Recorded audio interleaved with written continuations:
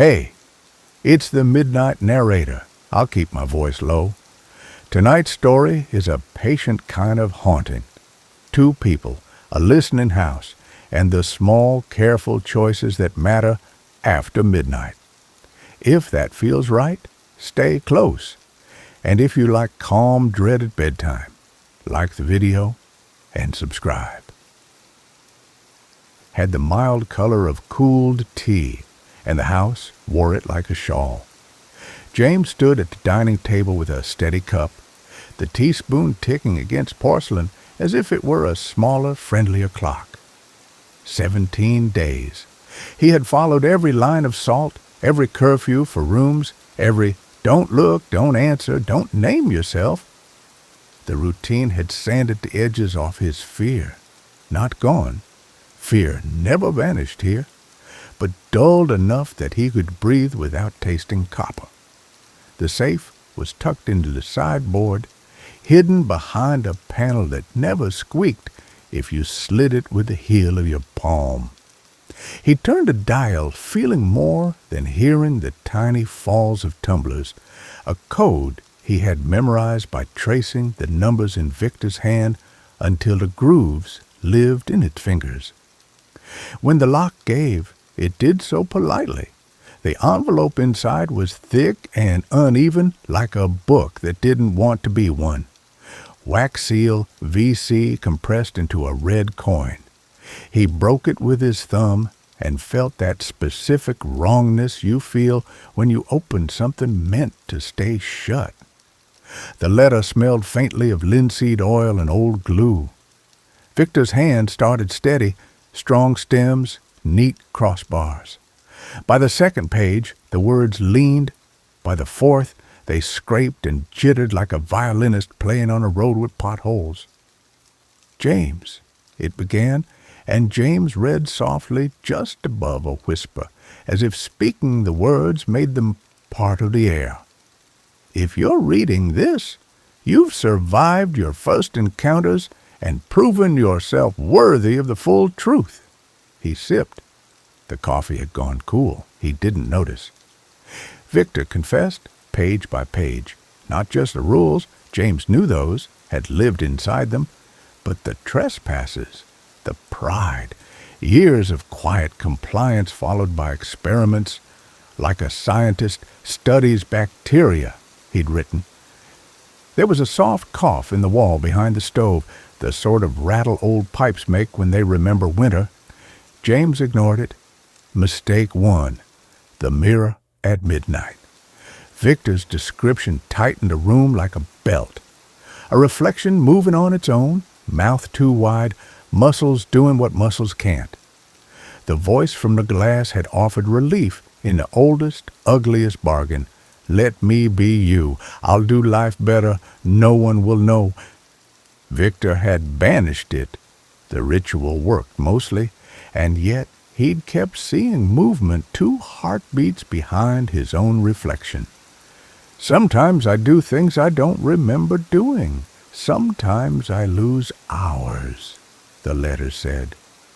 The script here wavered, ink pooled heavy at the bottoms of letters.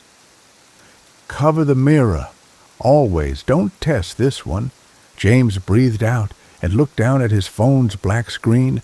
His face peered back, a smudged oval in glass. He tilted the phone. The image tilted. Nothing wrong. He set it face down anyway, a touch too quick. Mistake 2. The basement during the scratching. June 12th, 1998. Talismans. Salt. Iron. A litany of reasonable precautions draped over an unreasonable idea.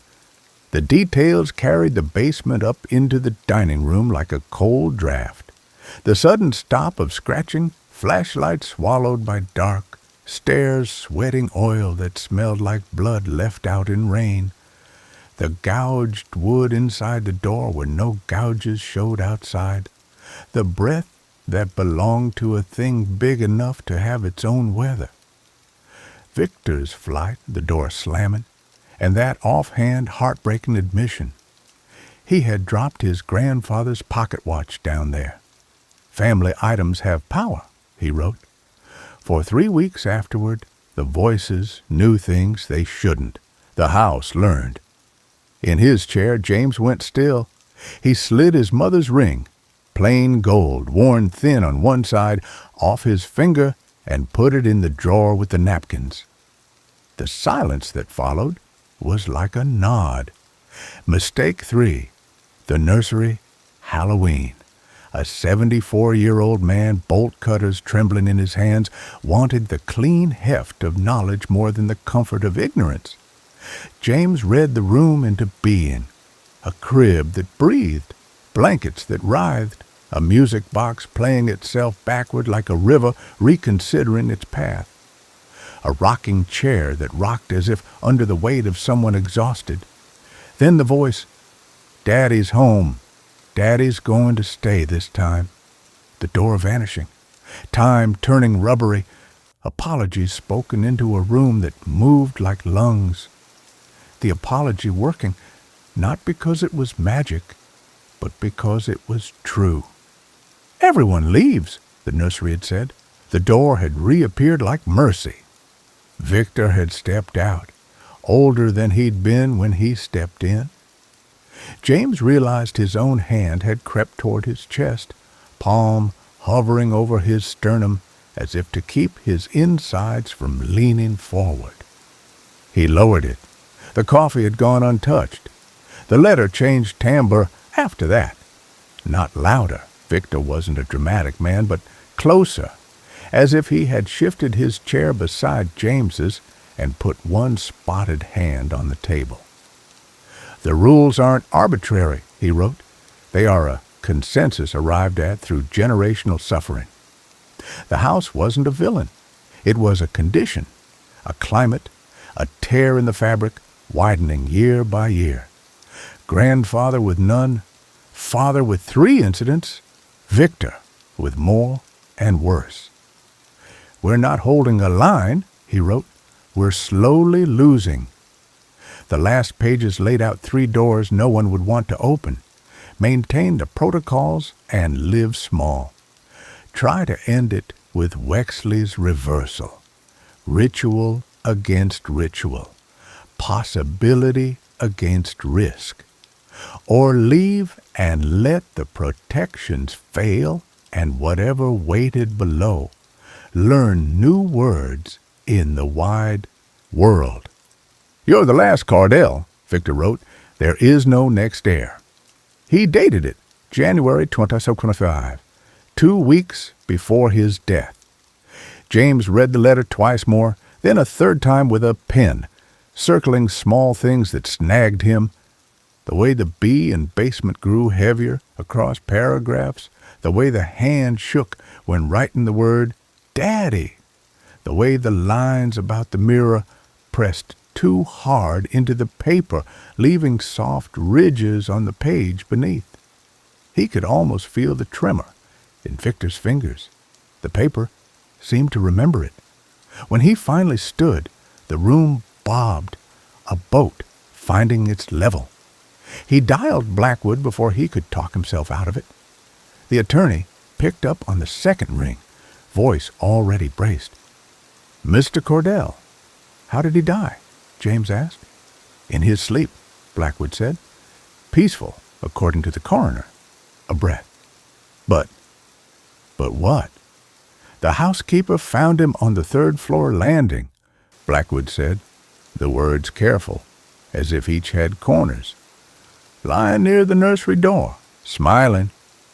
Papers shuffled on Blackwood's desk. "I've known Victor 40 years. He wasn't the smiling sort." They thanked each other, because that's what people do when the truth comes unwrapped and they don't know where to put it. James hung up, and the house breathed with him. He wiped sweat from his neck, though the morning was temperate. His stomach had been clenching and unclenching as if trying to swallow something that wouldn't go down. The letter lay open, pages like small doors, each with a keyhole. Up above, quiet as felt, was the 3rd floor. The nursery sat behind its iron-belted skin. He found himself looking at the ceiling the way you look at a drone you can hear but cannot see. Not with curiosity, not exactly, but with a need to know where it is in relation to your body. Victor hadn't died. Peacefully, he had been collected, or he had been welcomed. The difference mattered and didn't. James placed the letter back in the envelope and slid it into the safe. He didn't lock the safe. He wanted the act of closing to be the only click between him and those words. Then he rested his palms on the table until a faint tremor left his hands. Afternoon waited. Rules waited. The house listened. And above him, 3 floors up, a room he would not open, breathed on without him, steady as an ocean in a conch shell. Chapter 2. Research and Reinforcement Day 18 began with the soft mechanical flit of the scanner and ended with blue light in James's face. He fed Victor's letter through one page at a time, then sent it as an attachment with a subject line that tried too hard at being neutral. Ashford House, additional material. In the body, he wrote what he had to write. You said you've studied places like this. He paused. His fingers hovered, and then, because honesty had become its own talisman here, finished the thought. I need to know if there's any way to end this, or if we are just delaying the inevitable. She answered within an hour. The reply was brief and sensible, the way a life raft is sensible. Can we talk this evening? 8 p.m. Your time. Video. SC. On the screen, Dr. Sarah Chen's office had the composed density of a mind that had been accumulating for decades. Tall shelves, spines that ran from folklore to field reports, framed sun-faded photographs of stone circles, sinkholes, a derelict sanatorium softened by ivy, a degree or two grounding the rest. She had kind eyes that didn't attempt to smile. James, she said, and his name in her voice sounded like a handrail. I've read the letter twice. He glanced involuntarily at the covered mirror out in the hall. Then you know. I know enough to be careful, she said. Victor was right about the trend. Thin places are getting thinner. We're seeing acceleration across sites. Shorter latency between incidents, more bleed-through into daylight hours. The fabric, and forgive the cliché, but it's the best analogy we've got, has tears. Ashford House wasn't created by Wexley. It was exploited by him. She paced her explanation lightly, respectful of breath. Sealing a tear requires counter-ritual, she said. But ritual is attention, and attention is fuel. It's paradox. The act of repair adds energy to the system. Then there's no fix, James said. He kept his voice level. Any spike, and the house seemed to lean in. Not with current methods, she answered, and then softly, yet. She pulled a folder into view. Wexley's history is ugly. The spiritualist second wave produced some genuine sensitives and 1,000 frauds. He fell into a third category, true believer with enough knowledge to be dangerous. After his wife died in childbirth, he attempted to anchor a soul. His journals, if you have the originals, and I think you do, describe necromantic frameworks in longhand. He didn't summon his wife. He rang a bell, and anything that could hear came. James tucked his hands under his thighs to hide their restlessness. Eleanor Marsh. Dr. Chen nodded. She held up a small sleeved photograph, a studio portrait from another century. A woman in a blue dress gazed forward with the unfathomable patience of the dead. Boston Archives, 1887. She was documented as unusually gifted. The woman in blue is not a mere lure. She's a recording at minimum, perhaps a transformed remainder. Dr. Chen's eyes flicked. She's also adaptive. The conversation moved like water over stones. The hunger in the basement as foundational inhabitant. The mirror as a membrane that had learned to press both ways. The nursery as epicenter, a room operating under its own physics, Dr. Chen said. Victor's apology worked because it acknowledged harm. Thin places respond to truth. James caught himself nodding too fast and slowed it. So what do I do? He asked. Maintain? Abandon? Attempt a reversal and feed the fire? Containment is safest, she said. A beat. But I don't think it will hold for long, not just here. The trend lines I'm seeing, if they continue, the house will be unlivable within 5 years, likely less. Containment will fail whether you fail or not. The laptop fan ticked softly, as if clearing its throat. Outside the window, the maple by the drive colored the room with a quiet, moving green. Come, he said, surprising himself with the word. If you come, you follow my protocols. I've waited 30 years to hear that invitation, she said, the smallest thread of feeling in it. And I will follow your rules. She softened her voice further. I also understand the cost of my presence. Curiosity is my flaw. The house will find it. So you will tell me no, and I will listen. They planned practicalities. Battery-powered equipment only, no mains, no Wi-Fi beyond the router's short leash. Cameras covering thresholds, audio recorders in the long hall and at the foot of the third-floor stairs.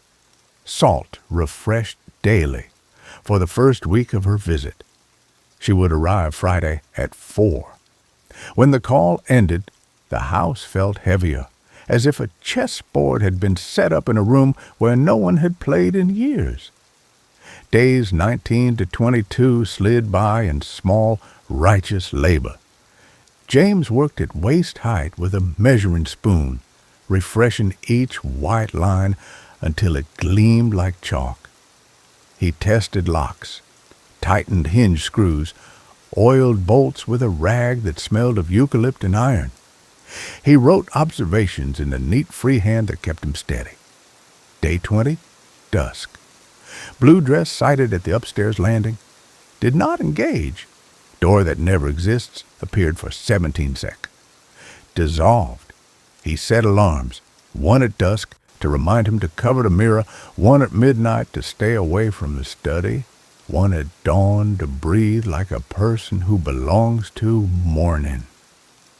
Activity answered, a night of basement scratching that came up through the soles of his feet, a wash of cold in the parlor that moved like a fish under a dock. His phone stuttered and glitched if he stood near the old dumbwaiter, then behaved normally when he stepped away. He gave the dumbwaiter 24 hours and a sprinkle of salt, and it kept its counsel. In Victor's final notebook, tan cover, last entries crowded to the margins, James found the line that made him sit down on the floor just to be closer to something solid. I think tonight I'll break one final rule. If I am found at the nursery door, tell James I'm sorry, and tell him this. I heard my wife's voice from inside. After all these years, I want to see her again, whatever the cost. Was it surrender or a kind of return? The question hung like a framed picture, slightly crooked, that no hand would straighten. The house seemed to sense the approach of a new mind. On day 22, late, the woman in blue stood in the garden, among the dead roses, hair still as water in a jar. She didn't turn.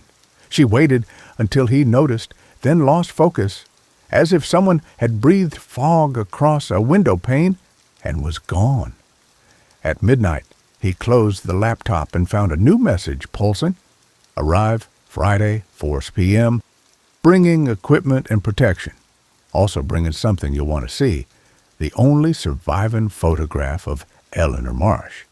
And James. She looks exactly like the woman in blue. Not similar, exact. It isn't just using her image, it is her, or what's left of her. See you soon. S.C. He read it twice. The house made its small, tired nocturne. The ticks and murmurs of wood and old pipes that meant nothing by themselves and too much together.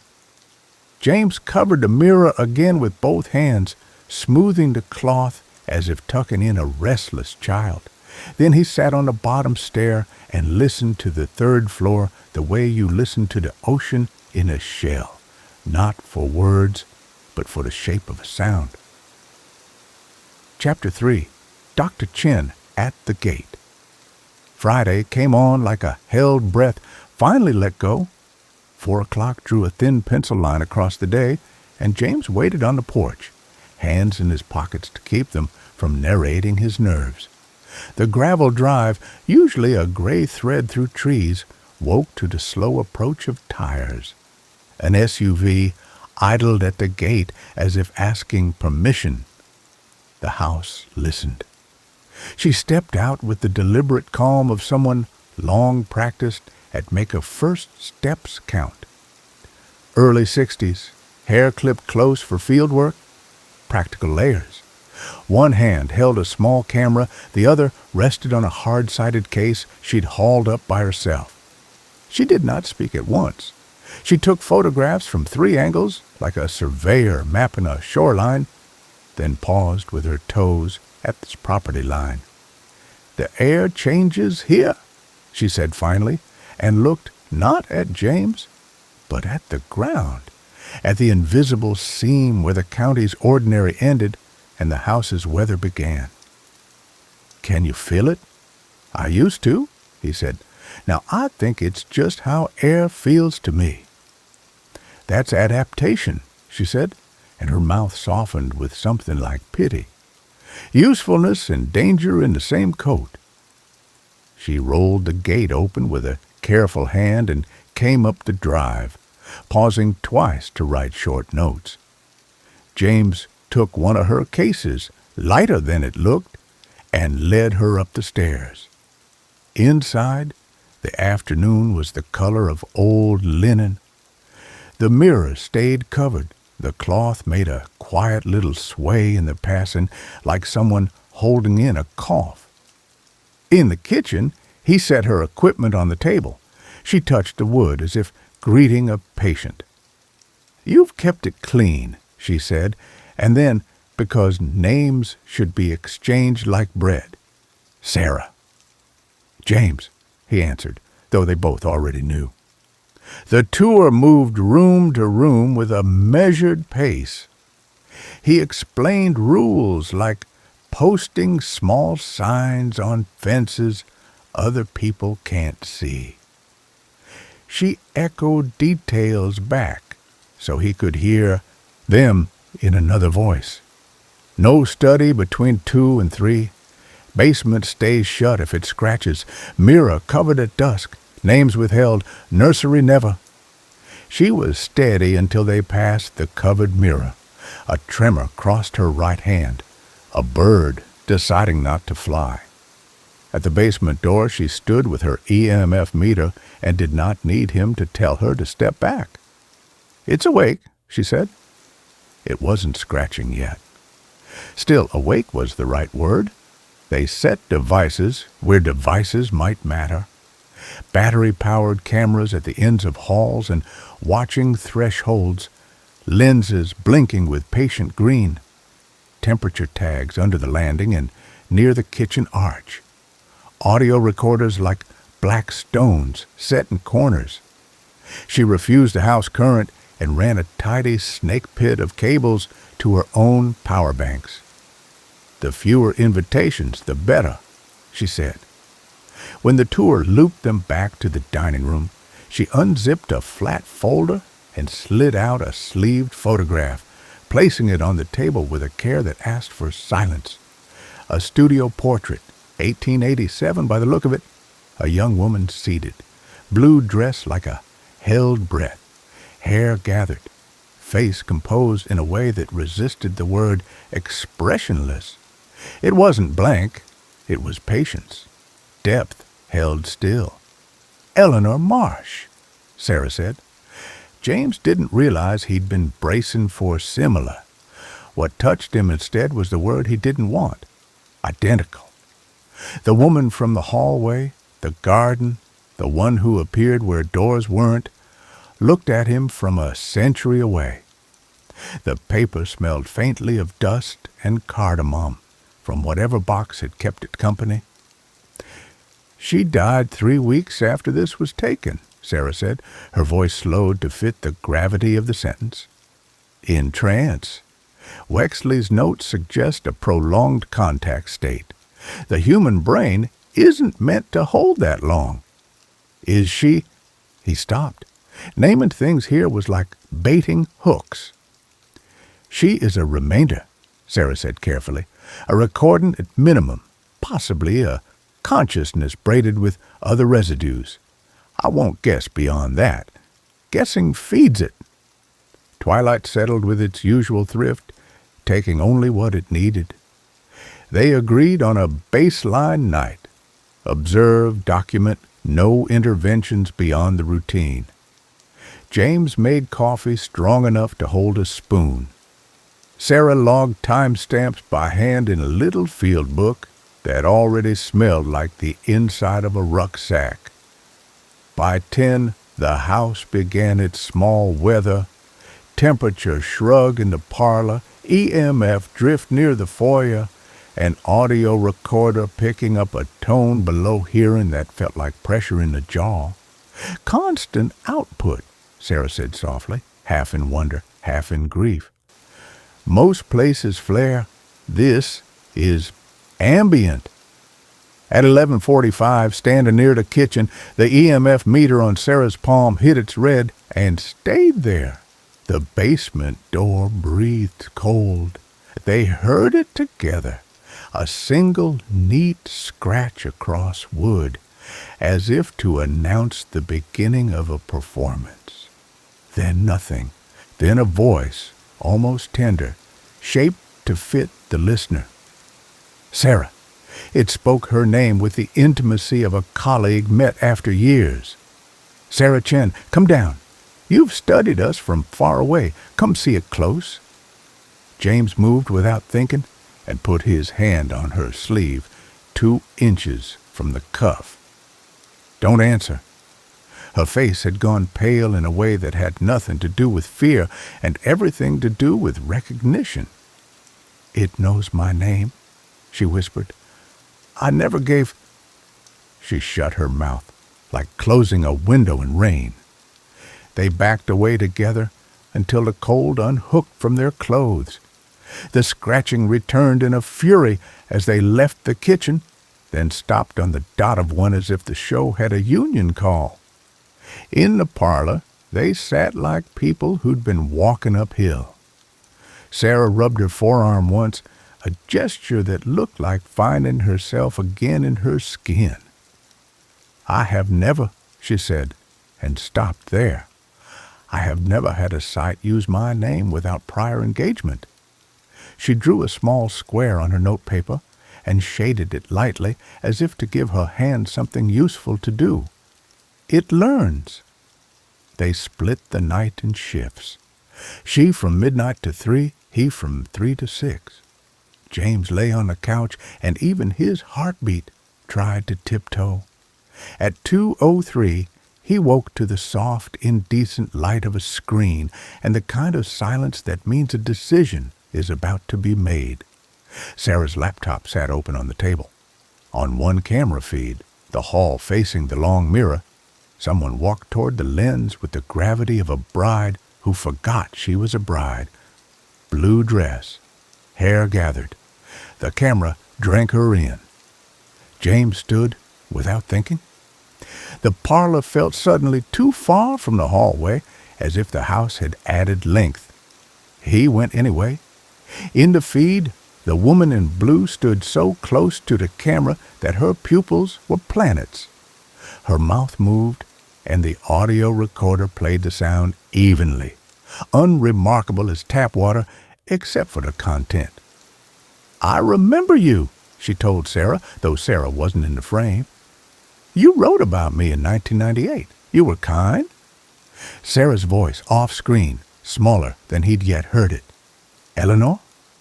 On the screen, tears tracked the woman's face without rearranging it.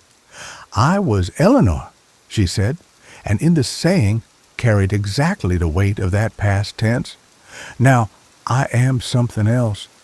Do you want to see what I am?" Behind her shoulder, in the camera's warped near field, a door coalesced where there had never been a door. It had the cheap, borrowed look of doors in dreams.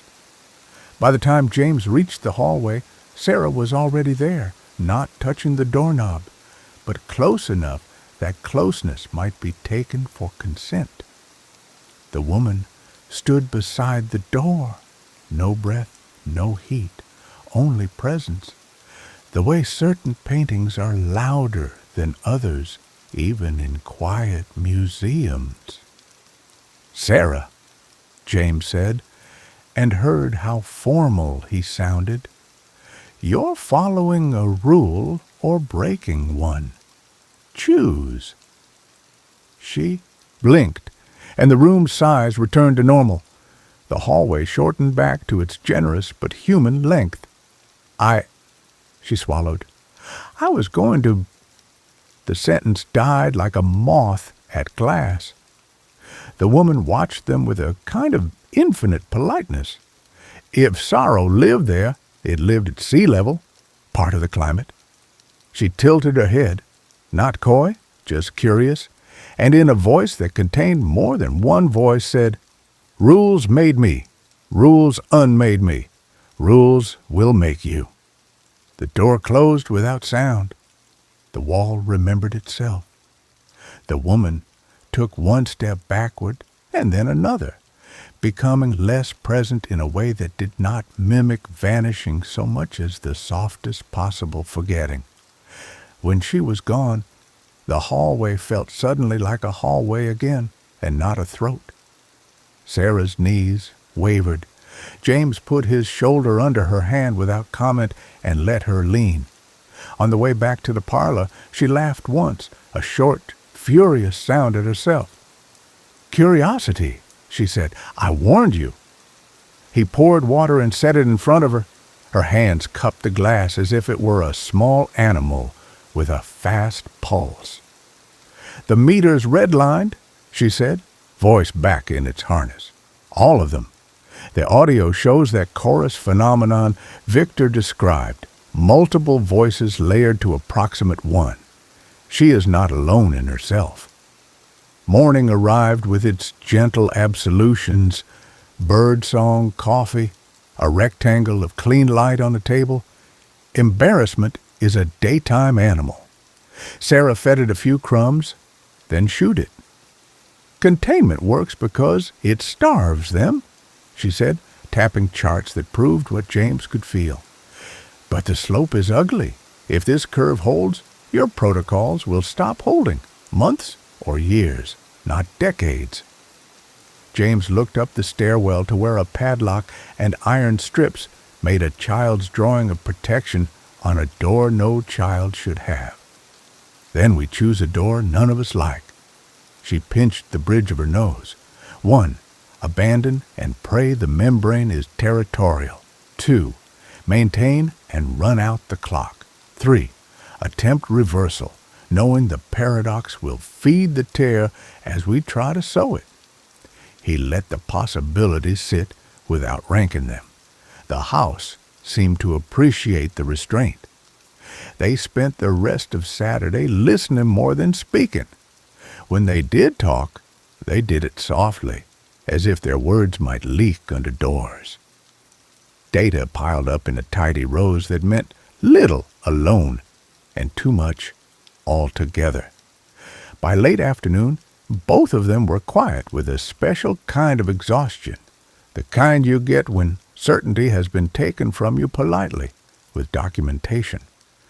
At dusk, As James drew the cloth over the mirror, he saw, not in the glass, not in reflection, but in the plain wood frame, the ghost of a smile, like someone else remembering Victor for him. He closed his eyes and let the weight of fabric settle. The house breathed. He breathed back. They were two people in a very old building with a problem older than both. The evening came on, soft as felt. They had not decided anything, only that deciding would cost. Sometimes that's the truest decision you can make. Chapter 4. The Wexley Journals. By Saturday afternoon, the house had the bright, brittle quiet of a museum after hours. They prepared as if entering weather, salt, iron, breath measured. The safe lived behind the covered mirror's companion panel. Same wood, same invisible seam you felt with the flat of your hand. James laid a clean line of salt across the threshold and another in a ring round a dining table, not to imprison, simply to mark where they stood. "Ready?" he asked. Sarah nodded, the nod of someone about to open a canister labeled unknown. He turned the dial. The safe gave its little domestic click, an ordinary sound that felt indecent in a place like this. Inside lay 3 leather-bound books stacked like sleeping animals, their hides cracked and thirsting.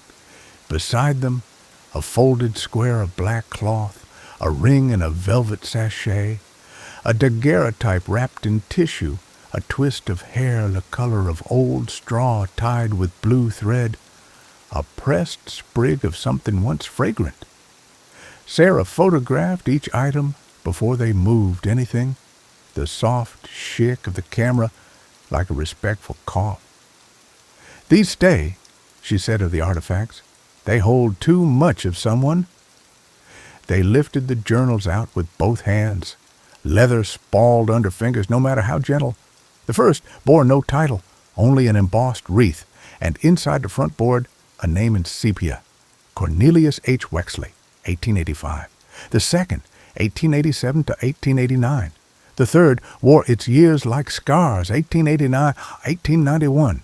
They washed their hands with unscented soap, dried them thoroughly, and sat within the salt ring. Afternoon made a pale lake of the table. The house drew close in its quiet way. James opened Journal 1. Wexley's hand began with the legislative neatness of a man raised to be obeyed. He dated everything, even stairs, into the middle distance. May 14th, 1885. The house is auspicious. He liked that word. Auspicious. He used it for a particular draft that lifted the hair at his wrists, for the way candles guttered toward the study's northeast corner, for the manner in which visitors reported a feeling as if entering church. Though he had no cross on the wall, he wrote of circles conducted by lamplight, of table wrappings and soft perfumes appearing where no flowers were. He tallied each incident like a bookkeeper. 3 knocks, faint music, unplaceable, anomalous chill, localized, successful writing by planchette, initials E.M. present. He described Eleanor with a restraint that read as awe. November 3rd, 1886. Miss Marsh enters trance cleanly, no show, no theatrics, speech in Latin ecclesiastical, of which she has no knowledge, source uncertain.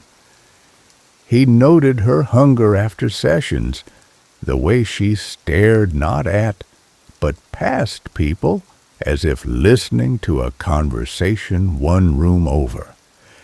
Even in the hopeful period, darker threads came through. January the 18th, 1887. Mediums complain of being watched outside hours. One saw a door in the long hall where no door stands, advised them to maintain composure. It would have been funny if it weren't so familiar. Journal 2 found him after the seam in his life tore. His wife's name, entered like weather. March 2nd, 1887. Eleanor collapsed during a sitting when attempting to contact my father. Not seizure, more like a holding. The entry blunted and swerved, whole sentences scratched out and rewritten in narrow margins. March 5. Eleanor speaks in voices that are not hers. Eyes open and unseeing, she answers questions none of us asked aloud. 3 days later, March 8th. A line that read more like a breath than ink. She is gone. The neat hand loosened. He turned from seance notes to schematics, circles within circles, sigils copied from books that smelled of brine and old churches. He wrote a phrase again and again, as if repetition might wear a groove through the universe. Anchor the soul. The page took his pressure. The words dented through to the leaf below. Sarah leaned close without crossing the journal's gutter. He was building a machine out of feelings, she said, the clinical phrasing made gentle by tone.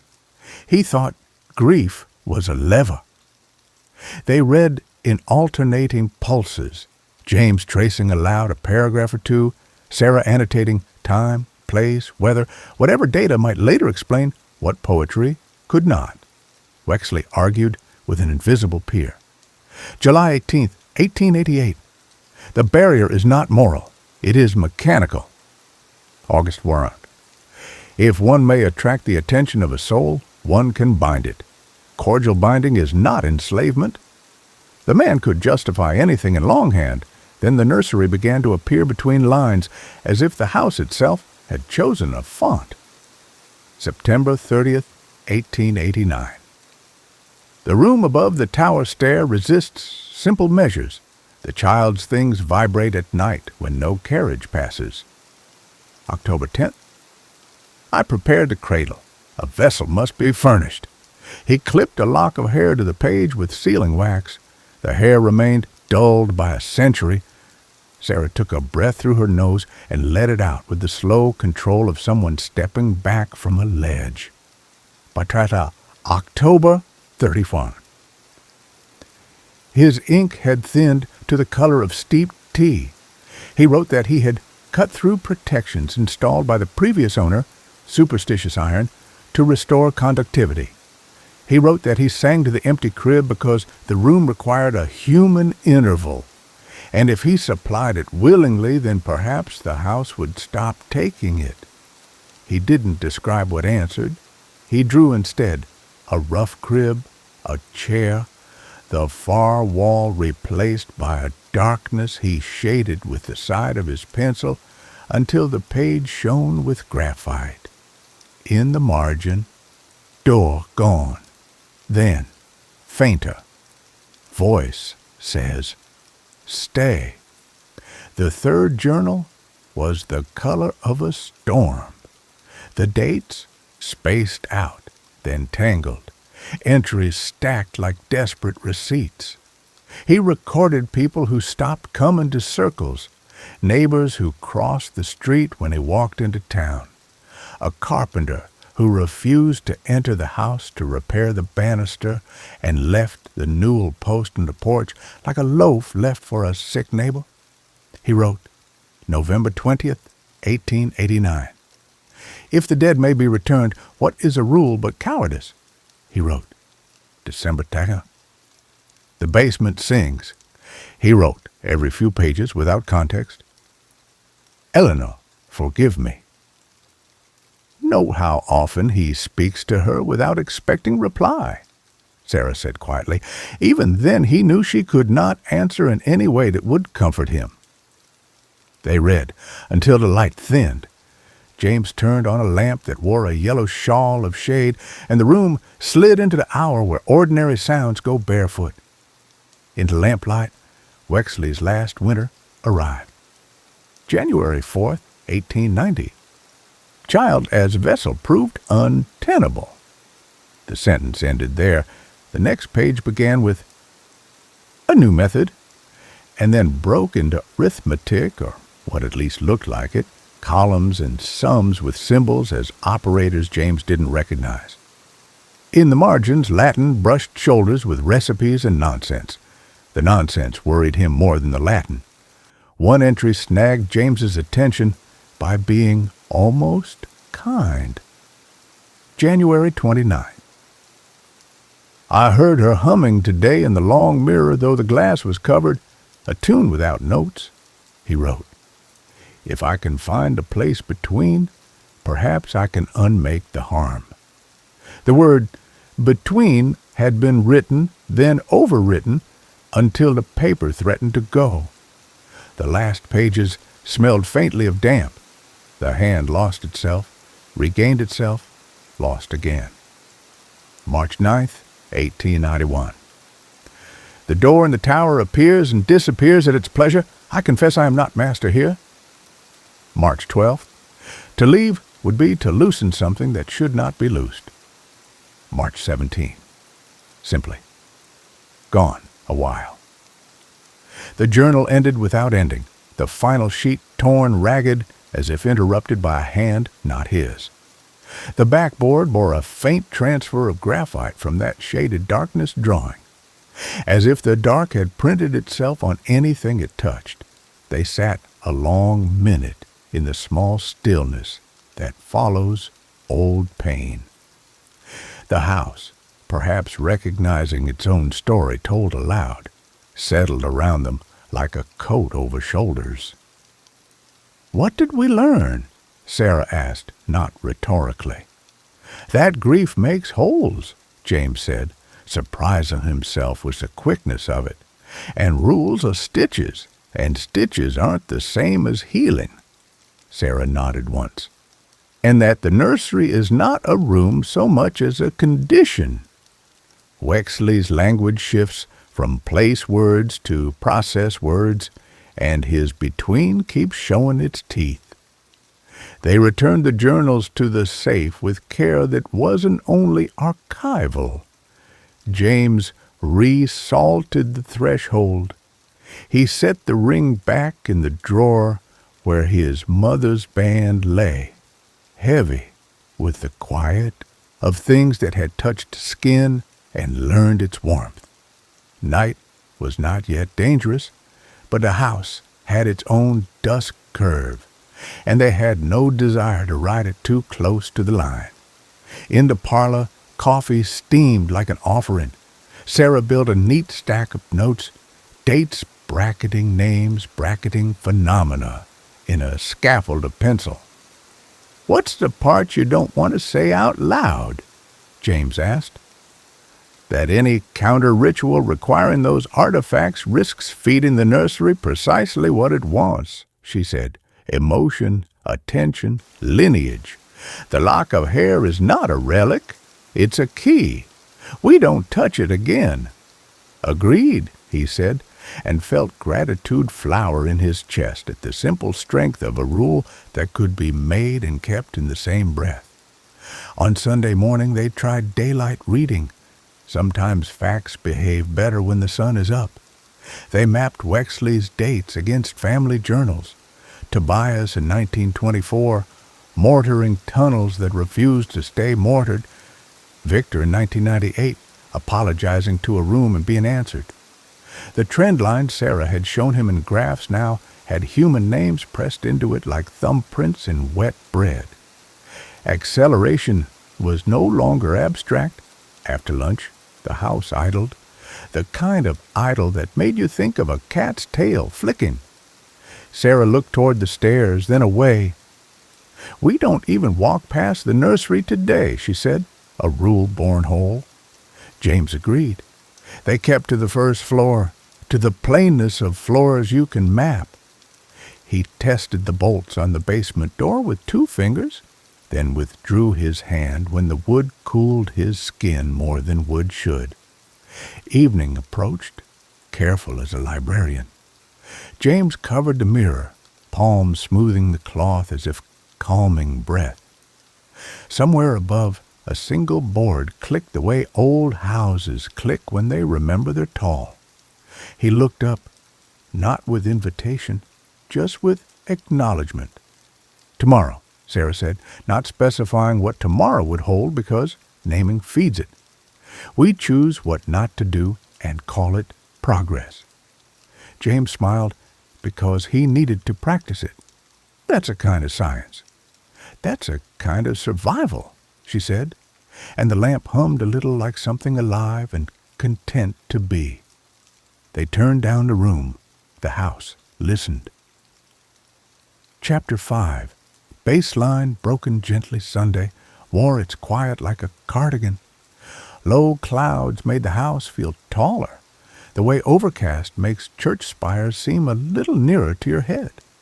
They kept to domestic tasks that passed for courage.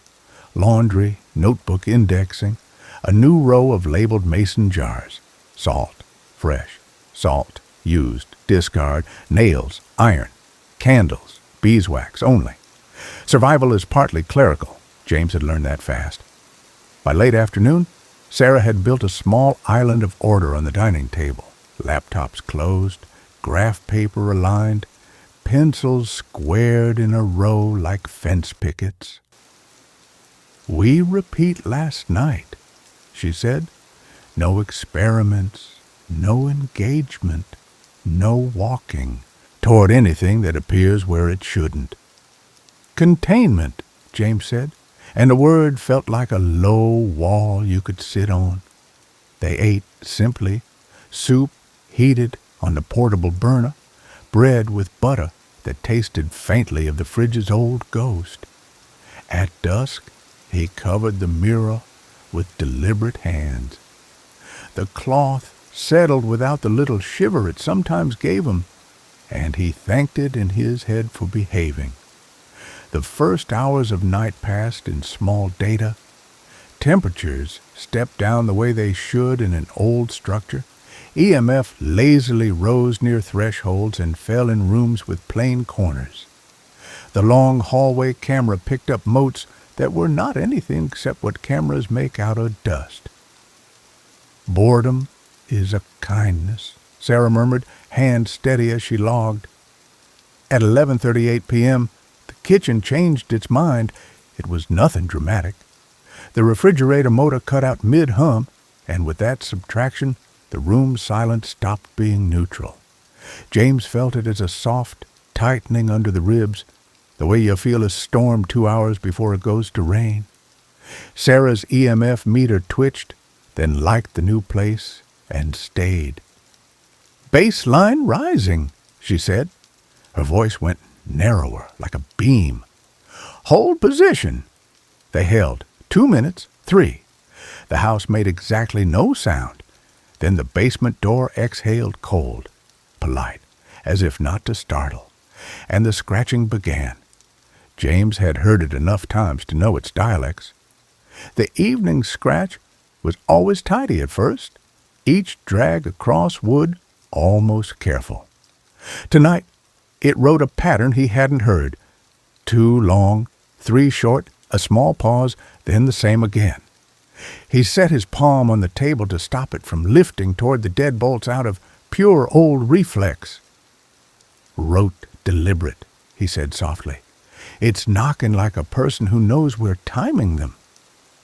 Sarah adjusted nothing, as if stillness itself were a tool. "Noted," she said. The meter near her thumb redlined and held, less a spike than a plateau. "If it were electricity, I'd call it a brownout the color of teeth." James almost smiled and didn't.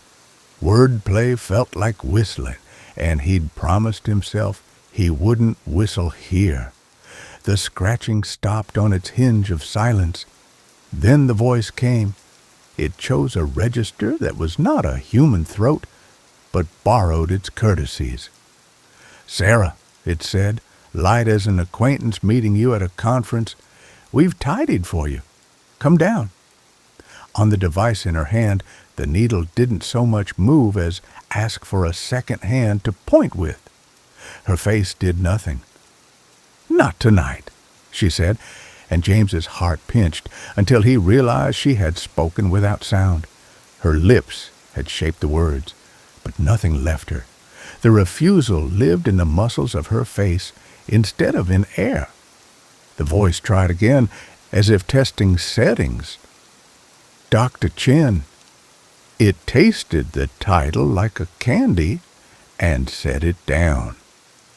You wrote about the places that are thin when the people above still laughed at you. We never laughed.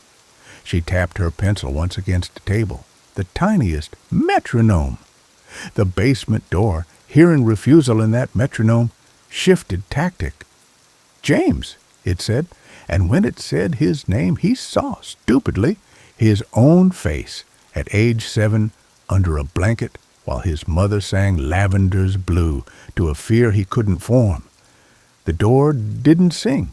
It hummed a few notes of it wrong, then let the wrongness hang. James, it's chilly down here. You forgot your ring again? His fingers twitched toward his pocket. He had, at noon, moved the ring to the safe along with Wexley's archives. He pictured it there. A plain circle kept company by locks of hair and a photograph that had outlived its subject by 140 years. The detail was a good one if you wanted a man to doubt himself. He kept still. No, he said inside his mouth, soundless. The house was good with sound. The scratching resumed, lost the pretense of neatness, then calmed, embarrassed by its own mess. The doorwood creaked like breath drawn to say a word that never arrived.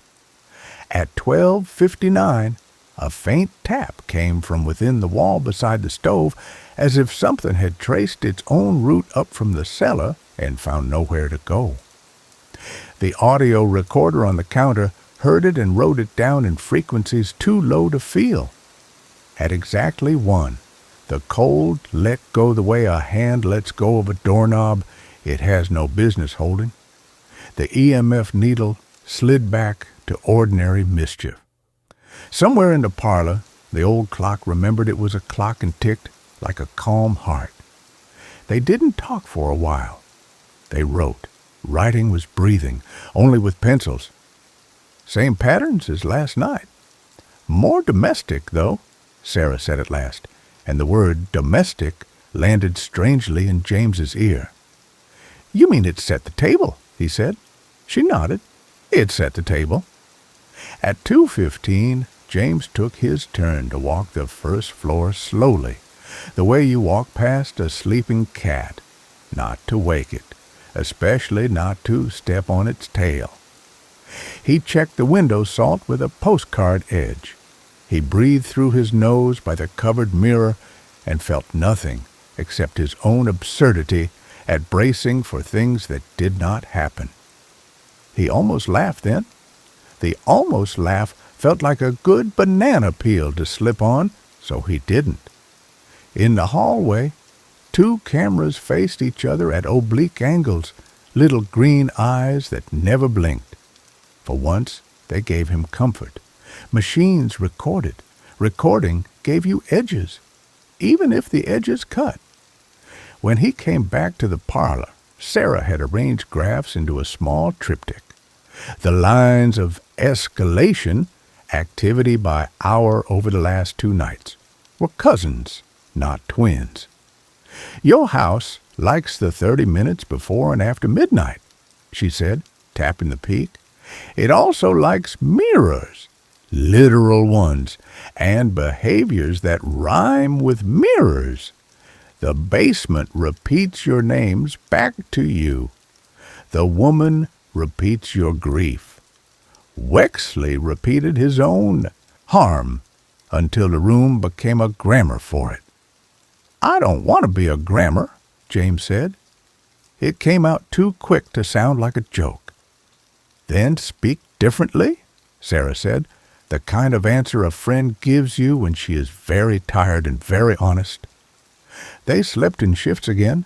It was not good sleep, but it counted. At dawn, the house untensed, and morning slipped its small butter across the table. Birds did what birds do. Somewhere under them, something that was not a bird went still. They spent the bright hours stitching ordinary back into the day. James mended a tear in the stair runner and felt a joy out of scale with the task. Sarah took her notes to the porch and let the sun copy them onto her face. At lunchtime, she told him, simply, about the first field site she'd ever visited, an abandoned mining town where doors opened into rooms that smelled of snow even in July. "I stayed 5 hours," she said. "I came out older. I learned to love caution because it lets you go home." She didn't look at him when she said home, and he understood the courtesy. By late afternoon, the house began its quiet prelude again. In the kitchen, James lined up new salt canisters like soldiers with better reasons. He put the kettle on because hot water is a comfort older than language. When it boiled, the whistle sounded somehow farther away than the stove. He turned the burner off, lifted the kettle, and there it was. The little wrongness you feel when a room is the same size it was a moment ago, but your body has changed shape inside it. He set the kettle down carefully. "Sarah," he called, conversational as weather. "Hallway." She arrived with the quickness of someone who can smell invisible smoke. Together, they looked down the long run of floorboards toward the wall where a door had no business being. And because sometimes the house is nothing if not consistent, a door had arrived. Not the lean, borrowed thing from the camera. This one was older, with panels that had been painted and stripped and painted again until layers of color showed at the corners like history under a thumbnail. It stood where a framed print usually hung, an etching of a river that had never run near this county. The print lay face down on the floor as politely as a hat on a pew.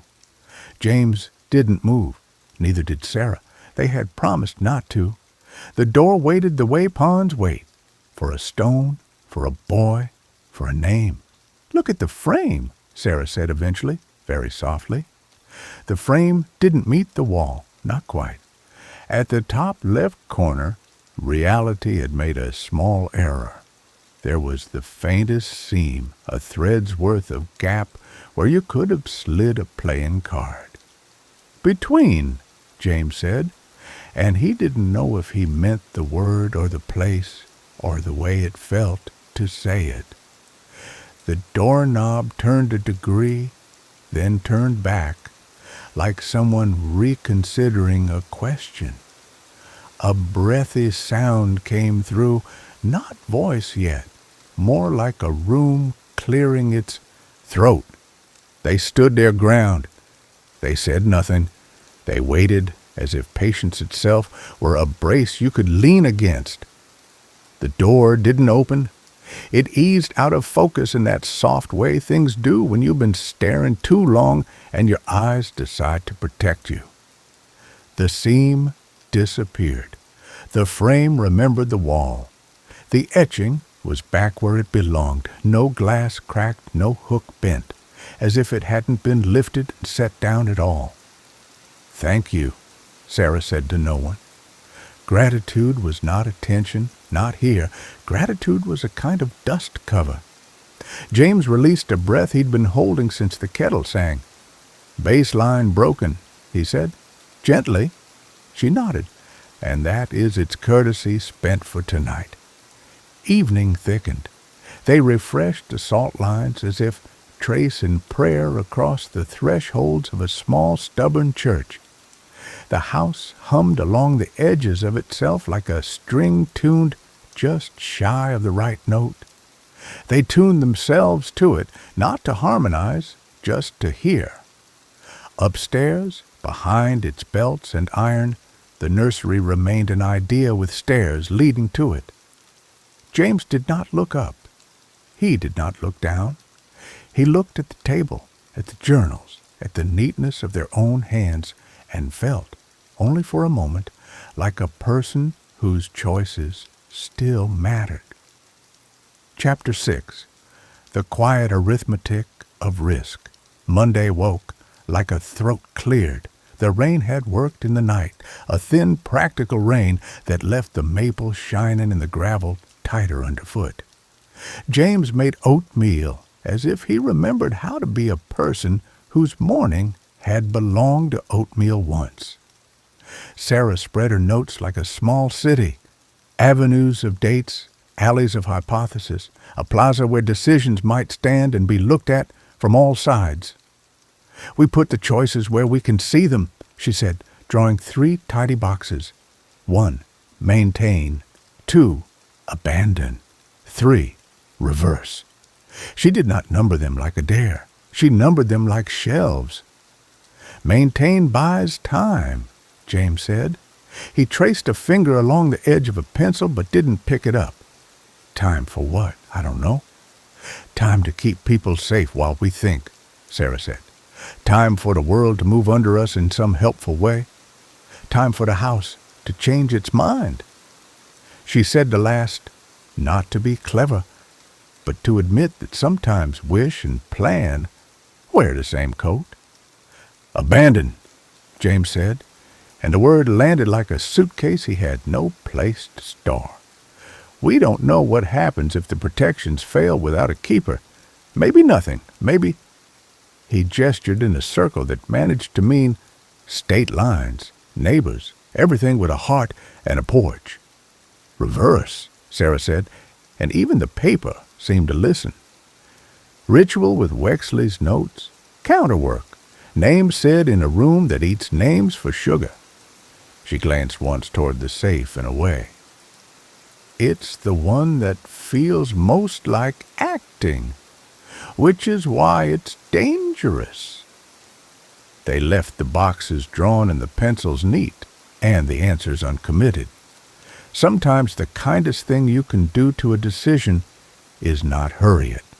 Mid-morning, Sarah proposed something small that wasn't an experiment so much as an observation.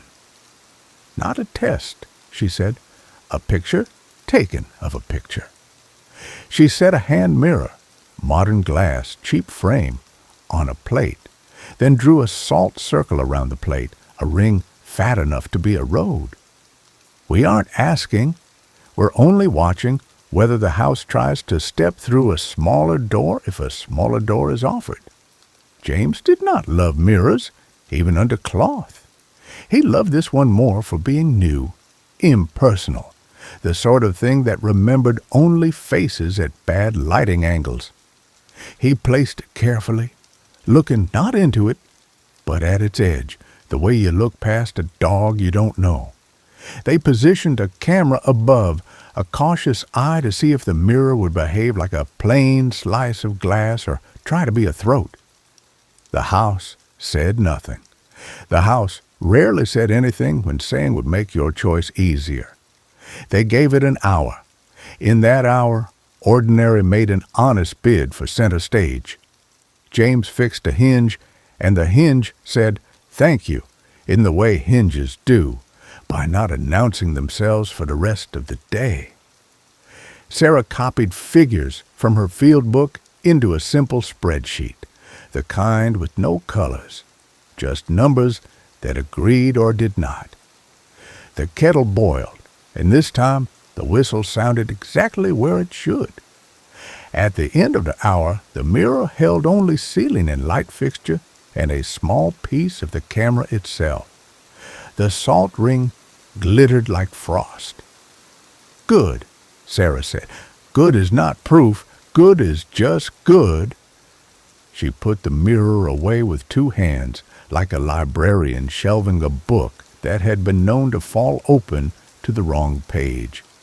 After lunch, cheese, apples, crackers, the human covenant, you could see the rain thinking about a second act and deciding against it. They walked the first floor together, slowly, without speaking names. The house didn't show them new doors. The basement didn't scratch. The wood was a clean old wood, quiet. Sometimes the relief of nothing happening needs to be tucked in and told it did well. They did that with their silence.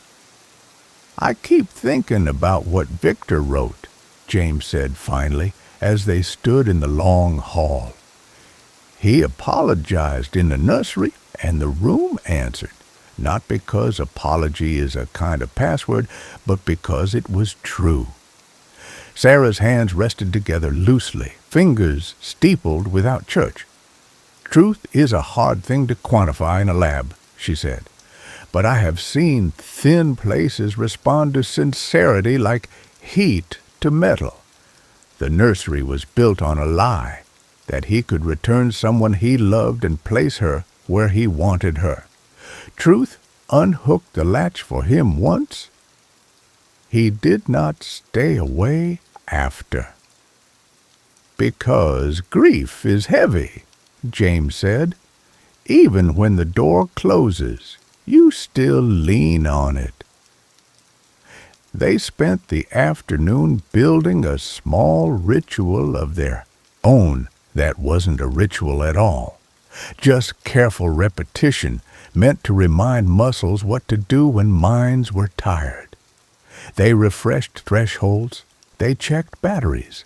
They placed a small bell by the parlor couch, a bright, single-note thing, and agreed that if either of them felt pulled, the other would ring a bell, not an alarm, a call to come back to yourself. Rules, when they're good, fit in the hand. At dusk, the house curled into itself. James covered the mirror. The cloth fell cleanly, no static catch, no little stick of fabric to frame. He thanked it in his head, because gratitude was not a door. The lamp came on. The room turned honey-colored. A line of rain returned, light as flour sifted. At 11:12, the long hallway camera did something small and wrong. It breathed, not the lens, the feed. A single frame stretched and smeared the way images smear when heat rises from a summer road. "Thermal distortion without heat," Sarah said, tapping the screen with a nail, then pulling her finger back as if the glass were animal and might bite. The smear didn't repeat. The house had given notice and withdrawn it. At 11:41, James's phone pulsed in his pocket, a calendar reminder he hadn't set. The screen read, "Check study at 2:15. He did not open the phone. He only pressed the side button until the light went out and the suggestion died between glass and thumb. "It's learning my calendar voice," he said softly. "It's dressing itself in small clothes." "Noted," Sarah said. The pencil did its brief, precise work. At 11:53, subtle cold pooled near the baseboards and ran along the wall as if looking for a seam where the paint might be looser. The temperature tag stuck there dipped 3 degrees, then made an effort and crept back up. The house tried to latch and found it held. James felt oddly proud of the salt he had laid, how even small work can be a wall. Midnight found them both awake, but surrounded by the sort of quiet that encourages eyelids. Sarah took the first watch with the bell near her hand. James lay on the couch and dozed on a slope just shallow enough to climb back up when the dream leaned wrong.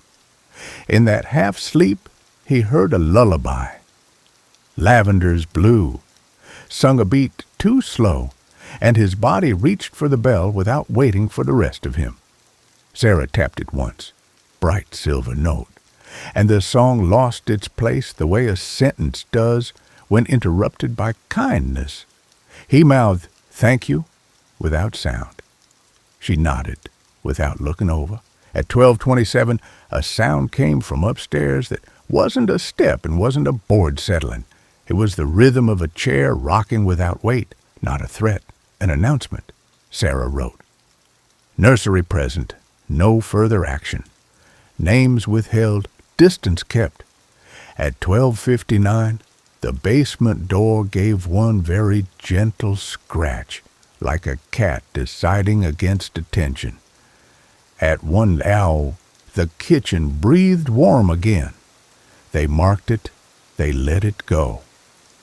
The half hour after 1 o'clock had become a kind of slack water between tides. James took his turn on watch and found it easier now, like a road he knew by landmarks instead of signs. He walked the hallway slowly, eyes on thresholds, attention wide.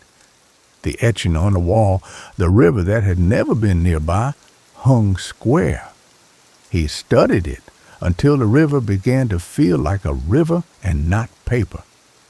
He moved on when his mind started to make metaphors. Metaphors fed the house. Back in the parlor, he poured water, sat, and allowed the weight of the chair to teach his spine its shape again. Sarah slept, not deeply, but enough that her breath kept him company. He listened to the house the way you listen for a kettle. That thin shift where silence decides to be sound. It didn't. Silence stayed.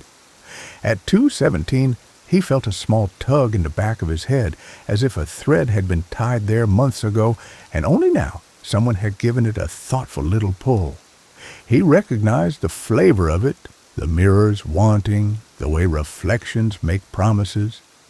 He did not look toward the hall where the covered glass waited. He looked at his hands instead. The hands looked like hands he knew. The left had a pale groove where his mother's ring had sat. The right had a nick from the day he dropped a jar and tried to catch it and learned again the lesson about letting some things fall. He said his name, not aloud, not as a gift to the house, but to the bones that had carried it this far. James. He added nothing to it. The tug eased. He drank water. He let the moment pass like a small weather. At dawn, the birds began before the light had committed to being day. The house reset itself in that quiet, orderly way old places have, as if checking the latches on its own memories. Sarah stretched, joints talking like old friends. "Anything? Invitations," he said. "We RSVP'd no." "Good," she said, and smiled in a way that reached the tired places behind her eyes. "Let's keep doing that until we decide which party we can't avoid." They ate toast with too much butter, like people who remembered the pleasure of such things. The question sat where they had sat the day before, but the edges felt less knife and more map. He could put a finger on each and not bleed. In the late morning, an email arrived on Sarah's laptop from a colleague she trusted with the sort of trust given to people who had stood with her in rooms that rearranged themselves. Subject: anchoring without ritual? The body contained only a thought. There are methods in folklore that function as soft seals, not invocations, not banishments. Household acts performed with belief, threshold sweeping, not binding, naming rooms aloud each morning. Might be nothing, might be stitches that don't feed the tear. Worth trying? Sarah read it twice, then turned the screen toward him. It was so small. It was so human. "Soft seals," James said, tasting the phrase like a spoon of something new. "Stitches that don't feed the tear." They looked at each other, tired, careful, present, and the smallest feeling of relief moved between them, not triumphant, just like a match cupped in wind. "Let's try the ones that won't wake anything," Sarah said. "Sweeping thresholds, naming rooms so the house knows we see them as rooms and not mouths. And if we do it wrong, then we'll drink tea and forgive ourselves and not do it again," she said. "That's a rule I like." They stood. The broom waited with the patience of tools. The rooms waited with the patience of rooms. The house listened, as always, but for once it felt less like a judge and more like an old neighbor leaning against the fence, watching you rake for the first time and deciding to give you the benefit of the doubt. Chapter 7. Soft Seals. They began with a broom older than James, straw bound with wire and a handle rubbed smooth by other hands. It seemed right to start with something that knew the work already. Sarah tied a length of plain cotton string around the bristles, a single square knot. No charm, no sigil, just the courtesy of making a tool ready. "Threshold sweeping," she said, standing at the front door where the salt lay like a quiet guard. "Folklore says, sweep the old night out.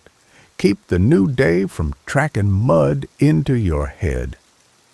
She tipped the broom and drew 3 slow passes across the sill, each stroke gentle enough not to disturb the line of white.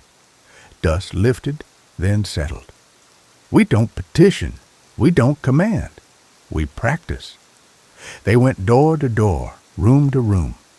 James found the rhythm easily, the way you find a walking pace on a dirt road. Sweep, pause. Sweep, pause. There was a small sweetness to it, like humming without music, the sort you do while washing dishes.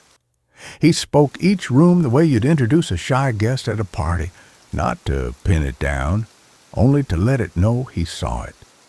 Kitchen, pantry, parlor, dining room, looking well today, hall. Names in daylight were a stitch you could pull without tearing anything else.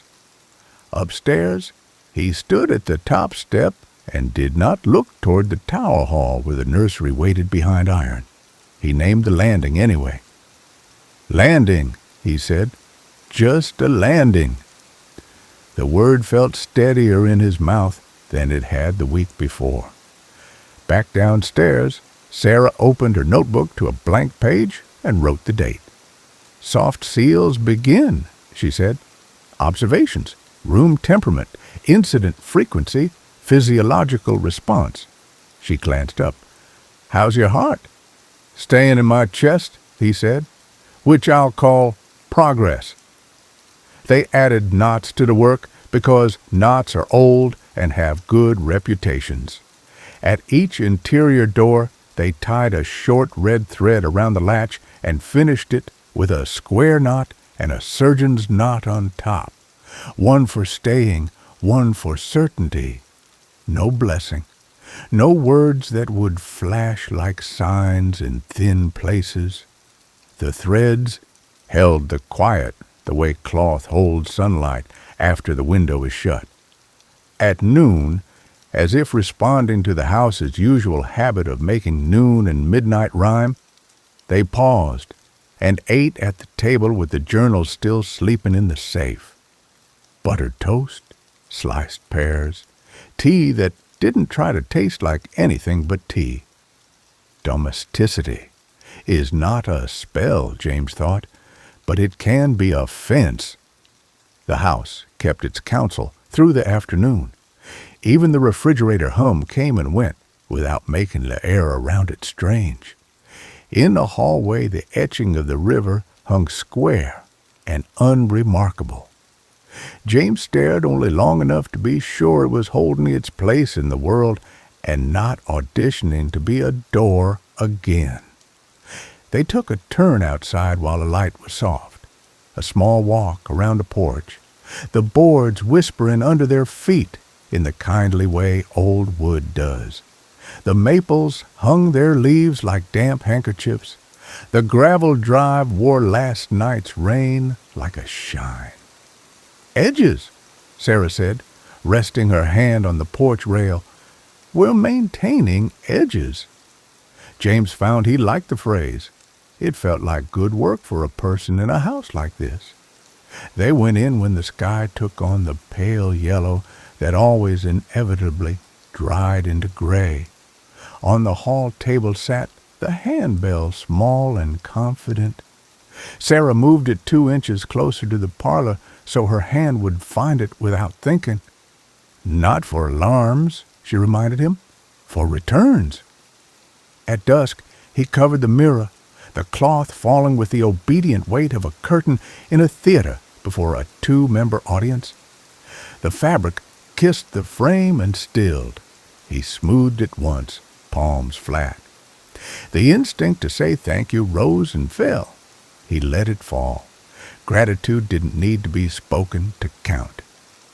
Evening played by the book at first. EMF sketched a little hill where thresholds were. Temperature tags tugged half a degree down in the hallway and came back on their own like well-trained dogs. The audio recorders sat with their red lights, patient as crickets. The house didn't perform, which felt like the kind of kindness that can make you cry if you're not careful. At 10:53, a draft moved through the dining room, along the floorboards, as if the house had decided to pull a sheet straight. Papers crisped at the edges, settled. The draft smelled faintly of iron nails and apple skins left out too long. James felt it pass his shins and thought, without giving it to the air, not an invitation. At 11:12, the long hallway camera saw something that was only a trick of light, until it wasn't. A thin, vertical brightness where the mirror hung, as if a seam in the cloth had caught moon the way water catches moon. No actual gap, just a suggestion of one. Sarah marked it. "Mirrors have good ears," she said. "We keep our voices soft." They did their rounds quietly. At the basement door, James checked each bolt with his fingertips, the way you check a sleeping child's breath. There, but not pressing. The wood was cool, but not cold. The silence on the other side was full of the ordinary silences of basements. Stored air, old paint, stone that keeps weather's memory. He stepped back, and the absence of scratching felt like being overlooked by something you'd rather not meet. Back in the parlor, he found Sarah sitting with her field book open to a fresh page. "I'm writing the rooms as they are," she said, "not what they mean." She read aloud, low and even. Parlor. Chair prints and rug like ghosts with good posture. Dining room. Table scar from 1978 looks like a river bend. Hall. Nail head near baseboard shaped like a tiny moon. She looked up with an embarrassed little shrug. "Soft seals need soft eyes." "I like it," James said, and did. The words were like warm water poured over something metal. Midnight approached with its habitual formality. The house likes anniversaries, he thought. It likes the way clocks braid numbers. The chime in the parlor ticked the last minute of the last hour before the thin one, and they breathed together, steady as counting. At 12:06, the basement gave one small decisive knock. Not scratching, a knuckle knock once, as if to say, "We also know how to be polite." James felt the urge to answer it with his own knuckles. 1 tap for greeting, 2 for refusal, 3 for a joke, rising like a cough. He flattened his palm on the table instead and felt the wood's old safe grain. Sarah shook her head once. Minimal. The urge passed. The door stayed a door and not a mistake. At 12:19, the hallway cooled as if a window had been opened in winter. The thermometer blinked 2 degrees down in a breath. They both looked toward the mirror.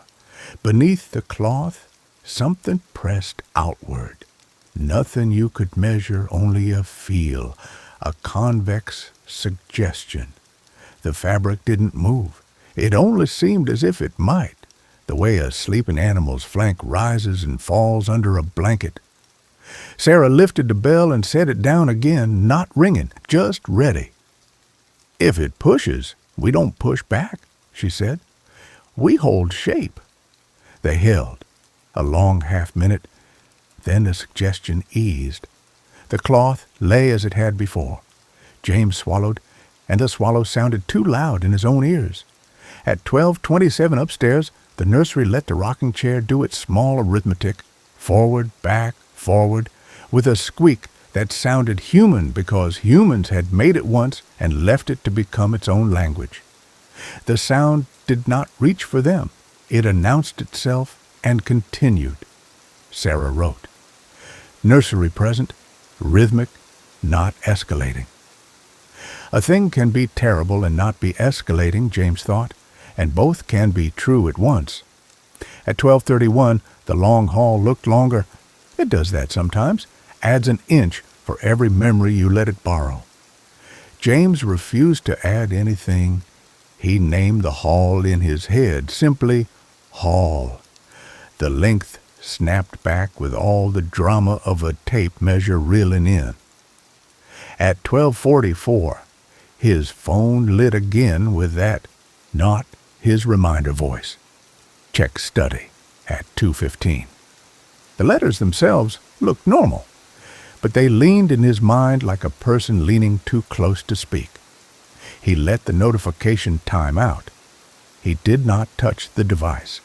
It sighed itself dark again and felt momentarily like a creature that had hoped for attention and didn't know what to do with not getting any.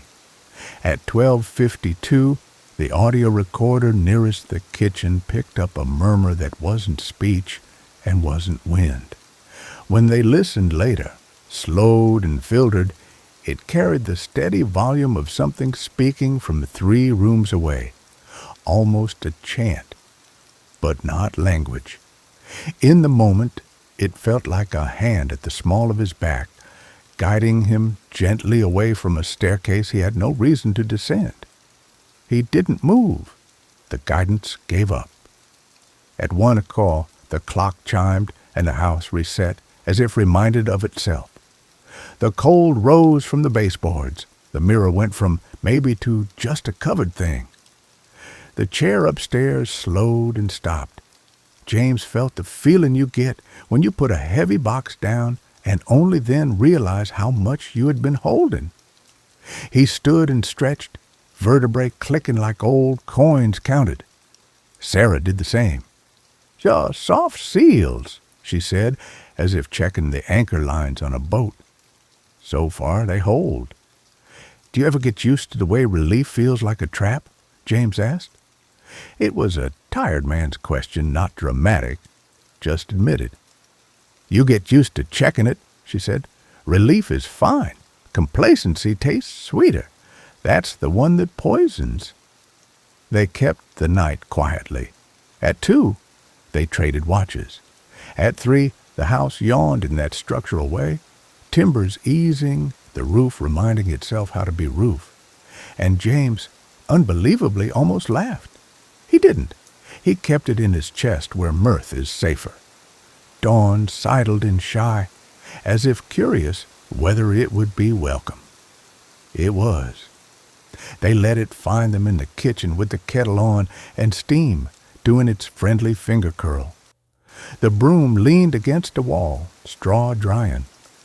The red knots at the latches looked like berries in winter. "We'll keep the soft work," Sarah said, hands around her mug. "The stitches. If nothing else, it keeps us kind." James nodded. "Kind is a good shape to be in." Before they began the day's rounds, he opened Victor's letter again, not to feed on grief, not to rehearse dread, but to practice that other thing the nursery had responded to once. He read the apology paragraph aloud in a whisper, not to the room, but to the air around the table, to the echo of choices. "I'm sorry," he said, using his own voice to make the words breathe. "I'm not your father. I don't belong there." He let the truth stand up by itself without holding its hand. Above them, the house did not answer, which here might be as good as an amen. Chapter 8. Edges Named Twice. They made a habit of mornings. It sounds small, But here it was a scaffold. "Name them out. Loud," Sarah said, pen poised. "Twice. Once for us, once for whatever is listening." James walked the perimeter like a gentle usher. Porch, entry, hall, parlor, dining room. The words steadied themselves on the floorboards. Kitchen, pantry, back hall, downstairs, bath. He paused at a basement door and let the absence be its own sentence. Then, softly, basement door, closed. He didn't say nursery.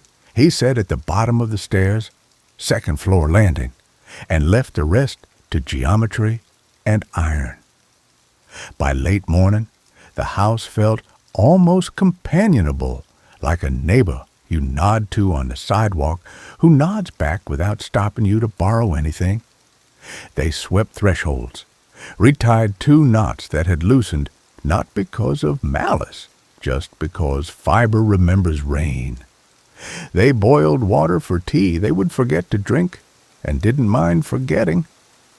"Edges holding," Sarah said, jotting it like a weather report. Subjective calm, objective baseline, steady. The afternoon had the pale color of paper left near a window. James climbed a step ladder and relit the pilot in the old stove, a thumb-length flame that looked pleased to have purpose again. He fixed a buzzing lamp by replacing the bulb with one slightly too warm for the fixture. The light came on golden and faithful. He stood back and admired the goodness of small confidences that had nothing to do with thresholds or thin places. At 3:14, the long hall lengthened by one confident foot, and then finding no audience, gave it back. He made a small mark in his notebook. Attempted stretch. No reinforcement given. And the act of writing it down was as calming as a hand on the shoulder. They ate early, soup again and bread, and the pears were a day riper and tasted like having been patient. Dusk slid in, conscientious, respectful, while James covered the mirror. The cloth fell and stayed. "Thank you," he thought, and the thought didn't feel like appeasement anymore. It felt like manners. At 9:07, the woman in blue stood in the garden again among the roses that were no longer roses so much as the memory of thorns. She did not look toward the house. She did not move. She was the stillness that paintings try to be when you're the only one in the gallery. Sarah noticed first. She went to the window with the careful walk of someone approaching a skittish animal, and did not get closer than the sill. "Don't speak," James said, though she hadn't opened her mouth. "I won't," she whispered, but that was for him, not the garden. Together they watched the figure until watching became too much like naming. They turned away before she faded. "Every time I see her, I think of the line between mercy and lure," Sarah said, writing without looking down. "If she is remainder, she may still mean well. Meaning well here is a kind of trap." "Like grief," James said. "Like love, if you don't teach it where to put its hands." She glanced up and half smiled in a way that said yes, without spending the word. At 10:31, the kitchen gave a tiny, respectable draft, as if the house were airing old breath. They followed the wind like children following pie smell, and found nothing except a window sash that had settled a fraction. James set one thin wedge of wood under it, and the draft stopped, as if pleased to be told what to do. Sometimes the fixes were normal. Sometimes that felt like grace. At 11:12, the basement door offered 2 courteous taps, spaced far enough apart to count. He did not count them.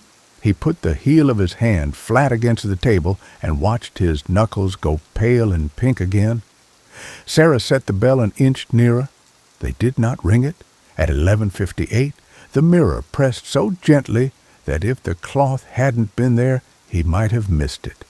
The fabric, cheap and good, held without complaint, one breath in, one out. James found himself breathing with it, then stopped, then smiled at himself for stopping, then let his breath find its own tempo again. Midnight arrived like it always did, indifferent to whether or not anyone was ready. They kept their night soft. James walked the hall twice when his legs itched with the need to check. Each time the hall behaved like a hall, and the feeling abated. Sarah read her own field notes aloud under her breath, making the day sound like a children's book about sensible people. Kitchen, kettle boiled, whistled from correct distance. Parlor, lamp accepted, warm bulb without complaint. Garden, figure observed, no engagement. The rhythm of the words did what lullabies do when lullabies are careful with themselves. At 12:24, the audio recorders picked up a sound they would later agree was a breath. Not a human breath, too even, too deep, too much room in it, but the idea of breath passing behind the wall where the staircase turned. It did not linger. It said simply, "Here," and went on. They noted it. They let it go. At 12:37 upstairs, the rocking started. Just the chair, just the old math of forward and back. James imagined dust lifting from the floor in slow halos with each movement, settling again like patient snow. He did not imagine who sat in the chair. He didn't put any body in it with his mind. He only let the sound be sound. At 12:49, a single soft click came from the safe. Metal shifting, expanding, contracting. He and Sarah looked at each other and did nothing. The safe did not open. The journals did not slide out like tongues. The click was a click. At 1:03, the basement scratched once as if begrudging itself the effort, and then the house exhaled the way old houses do when cold releases its hold. The night settled into its second shape. They took turns sleeping like people who trust each other with the kind of trust that weighs almost nothing, and so is easy to carry. Dawn made its pale stripe. James named the rooms again, out loud, 2 times. Porch, entry hall, parlor, dining room. His voice sounded almost ordinary. He did not look at the ceiling. He did not need to. He knew where the ceiling was in his body. "Edges are where they were yesterday," Sarah said, tapping her pencil eraser against the table like a shy drum. "Keep them there, and we might get a week." "A week sounds like a lot," James said, and it did, and it didn't. They started coffee. The kettle's little cloud rose. The mirror stayed covered. The door stayed door. The house listened, and for the moment, did not reply. Chapter 9. The Door That Waited to Be Named. The email from Sarah's colleague arrived after breakfast, as if it had walked through light rain and shook itself off in their inbox. Household seals work best when paired with witness, it said. 2 people, 2 voices. The act of someone else seeing you name the room makes the room more of a room, less of a mouth. Also, doors matter. Close the ones that are doors. Name the ones that are not. Sarah set the laptop down between them like a bowl. "We've been doing it by accident," she said. "Let's do it on purpose." They began with the obvious. "Front door," James said, touching the wood with a knuckle like greeting a neighbor in winter. "Door." He closed it, turned the lock, then the deadbolt, and the metal sounded like trust and weight. He moved to the arch into the parlor. Not a door. He stated it like weather. Sarah repeated it. Not a door. Together in the hallway, they named a framed river print. Not a door. The sentence felt ridiculous and medicinal in equal parts. At the basement, they did not say basement. They said what they could say safely. Kitchen wall with a door in it that is shut. Twice. It worked like a charm without being one.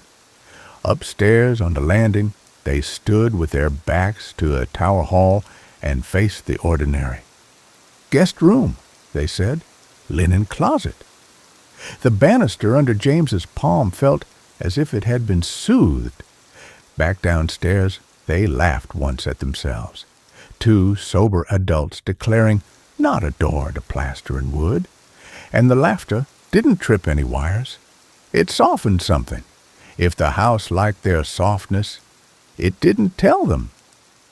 The day passed with its little chores. Sarah recalibrated a temperature tag with a method she'd used in caves and hospitals. James reshelved a stack of books with their spines aligned so well you could have used them as a ruler.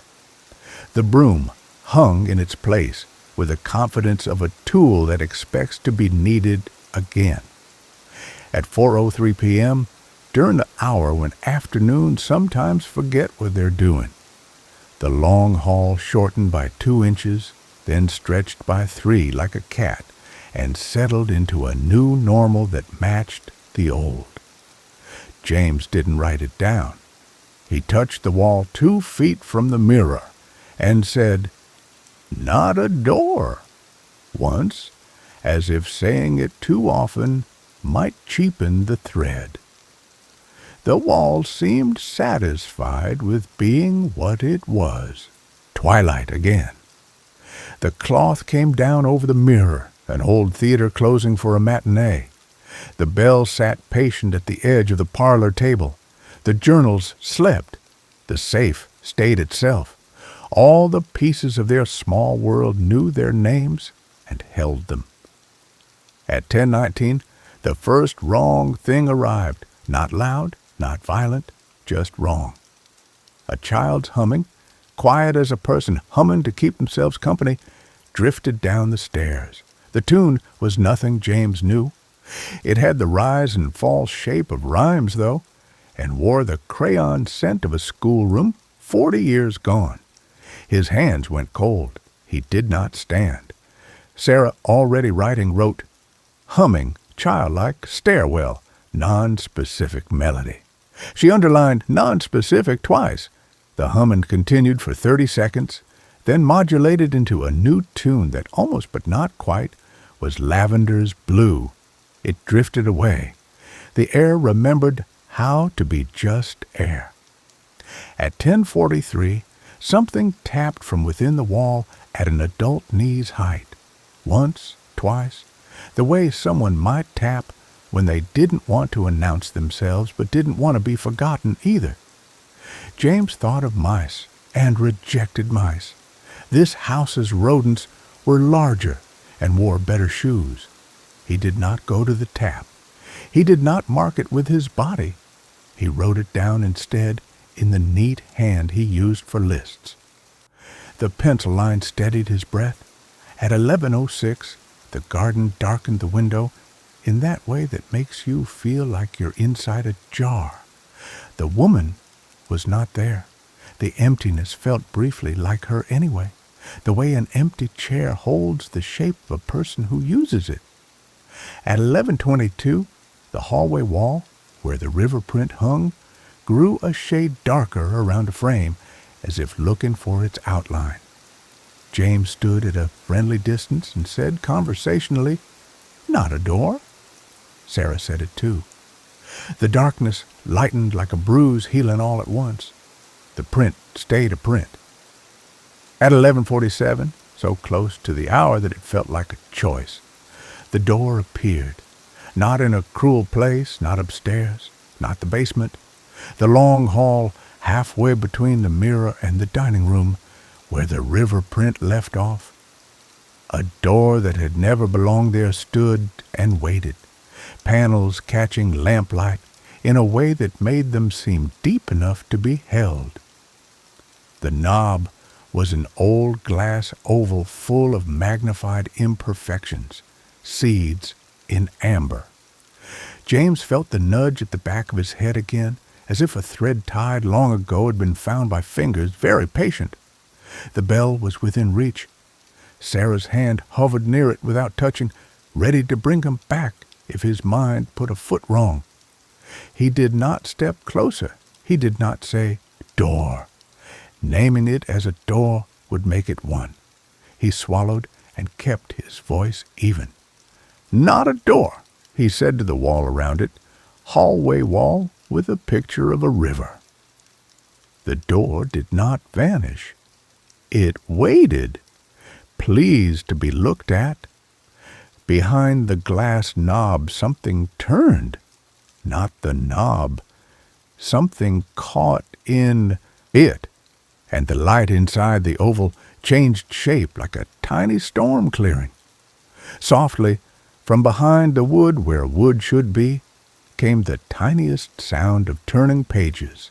Not urgent, not pleading. The air smelled faintly of baby powder, but older, as if the box had been open a very long time.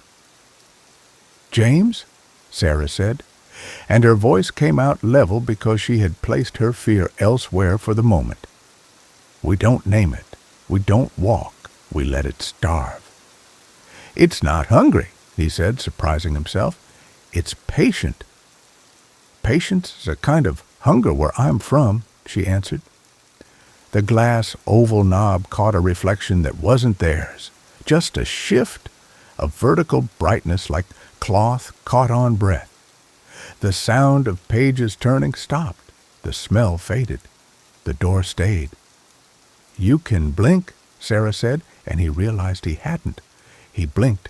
The hall blurred for a second, as halls do, then sharpened. The door was still there, ordinary as a door in a painting. "Do we ring?" he asked, not moving his eyes. "Not yet," she said. "Not while we can hold each other up with words." Together, very quietly, they named the pieces around the door until the door began to be embarrassed by how much of the world was not it. "Baseboard," James said. "Air vent. Nail head shaped like a tiny moon." Sarah followed. "Picture hook. Smudge we never wash because we've learned not to look too closely." They went on. Two sensible people in a long hall, speaking nothing magical, only true, and the truth multiplied like starlings. The door creaked, a sound like a throat clearing a forgivable lie. It didn't open. It didn't vanish. It waited. They kept naming the world until the naming felt less like strategy and more like gratitude for the inventory of a life. When their voices wore thin, they were quiet. The clock in the parlor counted 12. Somewhere upstairs, the chair rocked twice and stopped. The basement declined to scratch. The mirror stayed under its cloth, effaced and stubborn.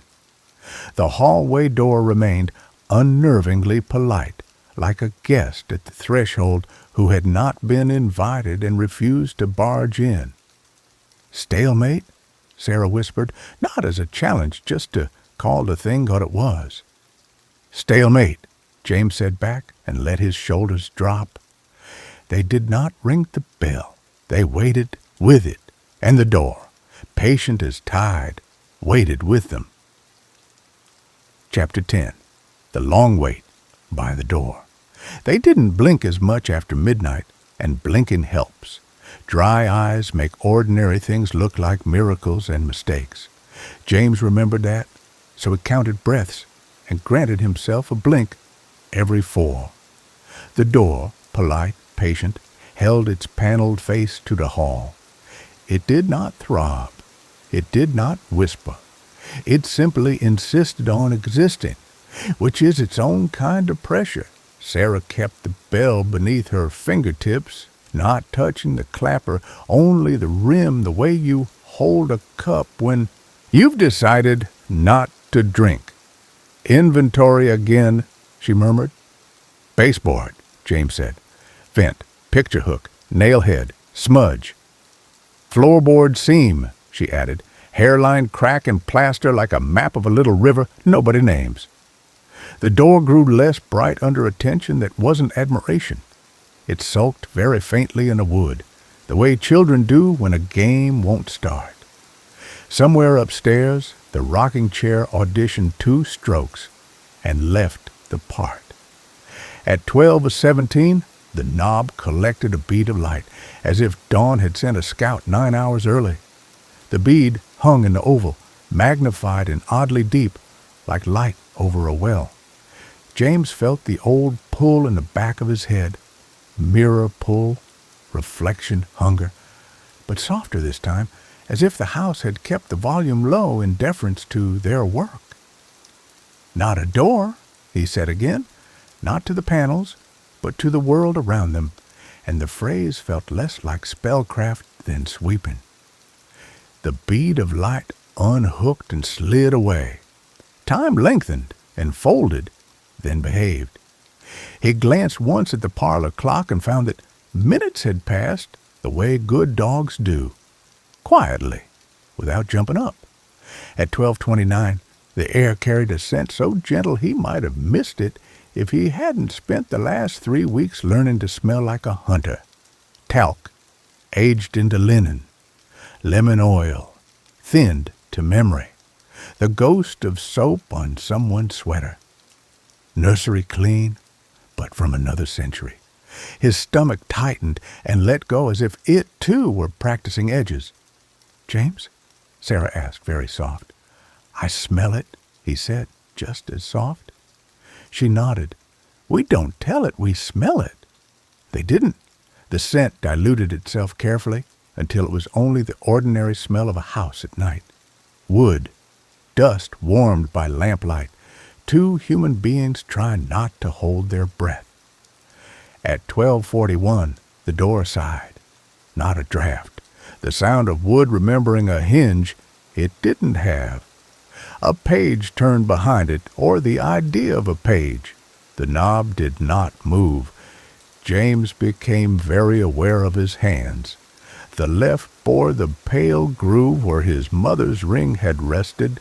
He rubbed the groove once with his thumb and stopped, not wanting to teach the house how to use that. The right had a new nick from the hinge he'd fixed that morning, a thin red crescent-like punctuation. He looked at the nick the way you look at a scar that says, "You did something small, and it helped." "Let's name us," Sarah said suddenly, with a steadiness that felt like stepping onto a dock after a long boat. "Not aloud. For us." He nodded. He said James to his bones the way he'd learned 2 nights ago. She said Sarah to her breath. He could see the syllables steady her shoulders. The door did not brighten. It waited. At 12:53, a single tap came from the kitchen, 1 knuckle, courteous. The sound of a dinner guest who knows the family well enough to try the back door. "Divide," Sarah whispered. It was their new word for choosing what not to answer. He let the kitchen be kitchen without putting his body there. The tap did not repeat. At 12:59, the hallway coolness pressed outward as if the night had inhaled and forgotten how to exhale. The cloth over the mirror lifted no measurable fraction, but he felt the almost of it, the way the air in front of a storm leans. The clock chimed 1. With the chime, the coolness eased. The mirror remembered it was covered. The door remained. He exhaled a little sigh that tried very hard to be laughter and didn't quite make it. "Stubborn," he said. "Patient," she corrected gently, and the gentleness helped. The hour between 1 and 2 had become their slack water. He and Sarah took turns not looking at the door. When it pulled at the corner of their attention, they let the pull pass like a draft under a closed door in winter. Noticed, but not answered. Twice the knob gathered that well light. Twice, their naming the world loosened it. 3 times, pages turned. The house had taken up reading. At 1:37, a sound that might have been a child's humming, or might have been air in a narrow place, traveled down the stairwell and dissolved into the hall. The rocking chair upstairs answered with a single metronomic squeak. James's throat tightened. Sarah slid the bell a hair closer to him without looking. He surprised himself by sliding it back toward her, equally small. The gesture did nothing practical and did everything else they needed. At 1:49, his phone buzzed on the table with a reminder that did belong to him. Breathe. He had set it weeks ago for deadlines and panic. The word glowed in a rectangle. He didn't touch it. He breathed. At 2:03, the door made a different sound. Not wood, not hinge, not page. Footfall in some long corridor elsewhere, the heel-toe patience of a nurse on night rounds. It stopped behind the door. The door did not open. Sarah stood. She did it as if standing were a normal act. She faced away from the panels, putting her shoulder to the wall instead, and spoke, quiet and plain, like a person in a kitchen making peace with a morning. "Not a door," she said. "Hallway wall with an old print of a river in a county that's never seen one that wide." He joined her. Together they named until their voices ran out of nouns and fell back on breath. When they went quiet, the air did not rush to fill the silence with tricks. It allowed the quiet to be quiet. At 2:14, as if it had a sense of humor about his phone, the door gave one small, resigned sound that might have been old wood shrugging. The oval knob dimmed. The panel lines softened, not vanishing so much as losing their intention. James blinked once, the scheduled blink, and when his eyes reset, the river print sat in its ordinary place with its ordinary frame, and there was no seam at the top left corner, not even a hairline. The wall was wall. He didn't say anything for 3 breaths. Then, because some victories must be named or they slip out the back door, he said very softly. "Hall." "Hall," Sarah echoed, and set the bell down with a tiny click that felt like punctuation. They didn't celebrate. They tidied. He straightened the edge of the print. She checked the salt near the baseboard with a postcard and found it crisp, unbroken. The parlor clock ticked the way clocks tick when you've been granted the simple privilege of hearing them. "Soft seals held," she said. "Witness mattered." "Patience mattered," he said. "Maybe it gets bored." She smiled, not because she believed the house capable of boredom in the human sense, but because humor, even modest, is a stitch you can pull in the right direction. They took turns sleeping the last hour and change. He slept with that thin lightness that lets footsteps in the hall be part of a dream and not a reason to wake. She slept sitting up, neck at an angle a student would scold, pencil still in her hand. Dawn came honest, a pale coin sliding into the room, buying them another morning. James named the rooms twice. Porch, entry, hall, parlor, dining room, kitchen, pantry, back hall, downstairs bath. He paused at the basement door. Kitchen wall with a door in it that is shut. He stood at the bottom of the stairs and gifted the landing its small, accurate name. Second floor landing. When he finished the circuit, he found Sarah on the porch, mug under her chin, breath making a brief ghost in cool air. The maples shivered as if remembering rain. "Your colleague's idea worked," he said. "It worked last night," she said, precision wrapped in kindness. "We'll keep doing it until it doesn't, or until we don't need to." They drank the kind of coffee that forgives you for being tired. Somewhere inside, the house shuffled its old cards and decided, for now, not to play any of them. They spent the morning writing down more than data. Sarah called it a field catechism. He called it a list. 2 columns. Edges we keep. Sweep thresholds daily, gentle, no petitions. Name rooms allowed twice each morning. Tie red threads, square knot plus surgeons at interior latches. Cover mirror at dusk, uncover at dawn. Use bell only for return. Edges we don't.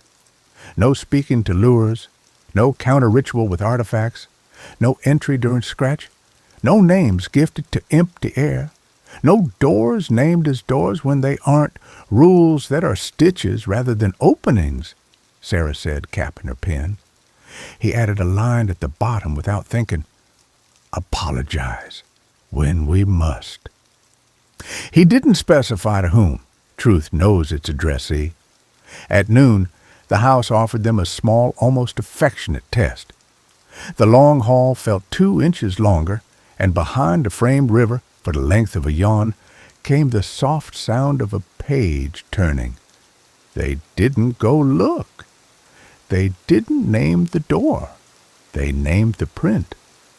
The sound stopped, as if a librarian had rested a finger on a book and closed it.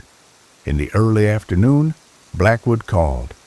James let it ring twice, then answered. The attorney's voice carried daylight and paperwork.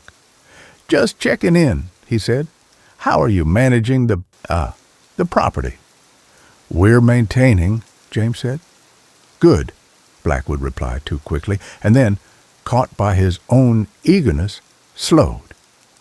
That's good. There was a pause that didn't ask to be filled. James didn't fill it. Blackwood cleared his throat. If you require further supplies or funds diverted for repairs, the trust allows for, well, within reason. Thank you, James said, and meant it. It wasn't money he needed most, but it helped to stand on something that felt like a floor. After the call, he checked the knots on the interior latches again. 2 had pulled a fraction loose, innocent as socks, slipping down in boots. He retied them. The red against brass looked like berries again, cheerful without trying. Evening came.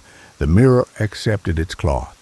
The stove ticked as it cooled, honest little metronome.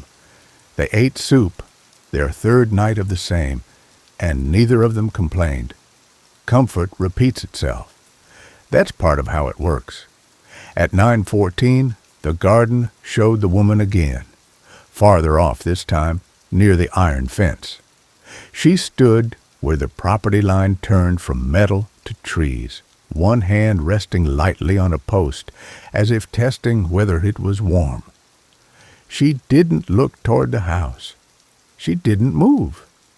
James thought for the first time that he could see a kind of relief in her stillness, as if the demand to lure had been lowered a notch by the Naaman, and she could be, for a minute, only remainder.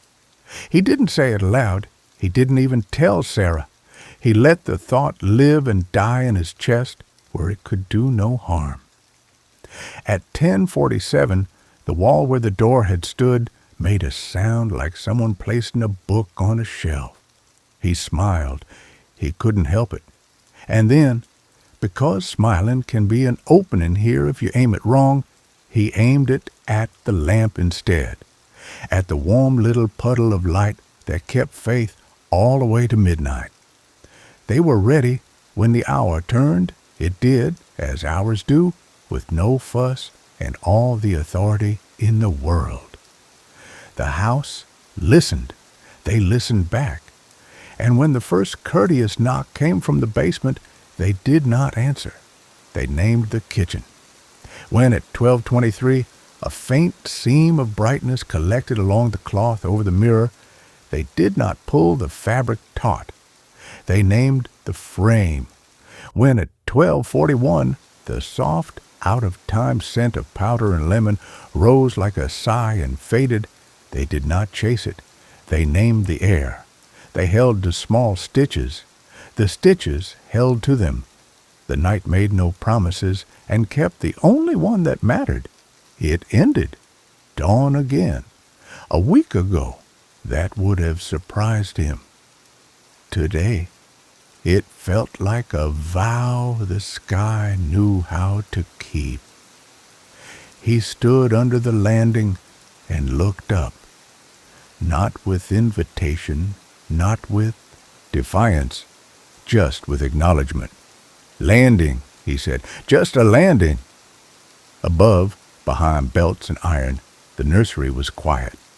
"Today," Sarah said, pouring coffee, "we add one more stitch, if you can stand it." He looked at her over the steam and nodded. "We write to it," she said, "not ritual, not bait, just a letter we won't deliver.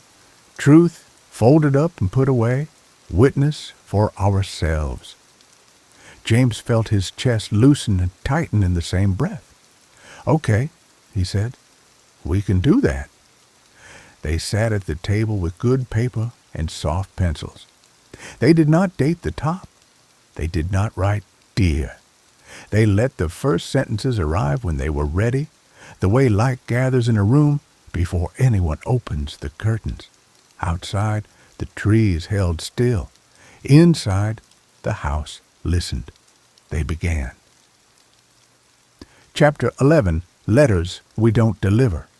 They chose the dining table because pen and paper liked broad surfaces. Sun pooled on the wood in a long oval, and the salt line at the threshold looked almost decorative in morning light.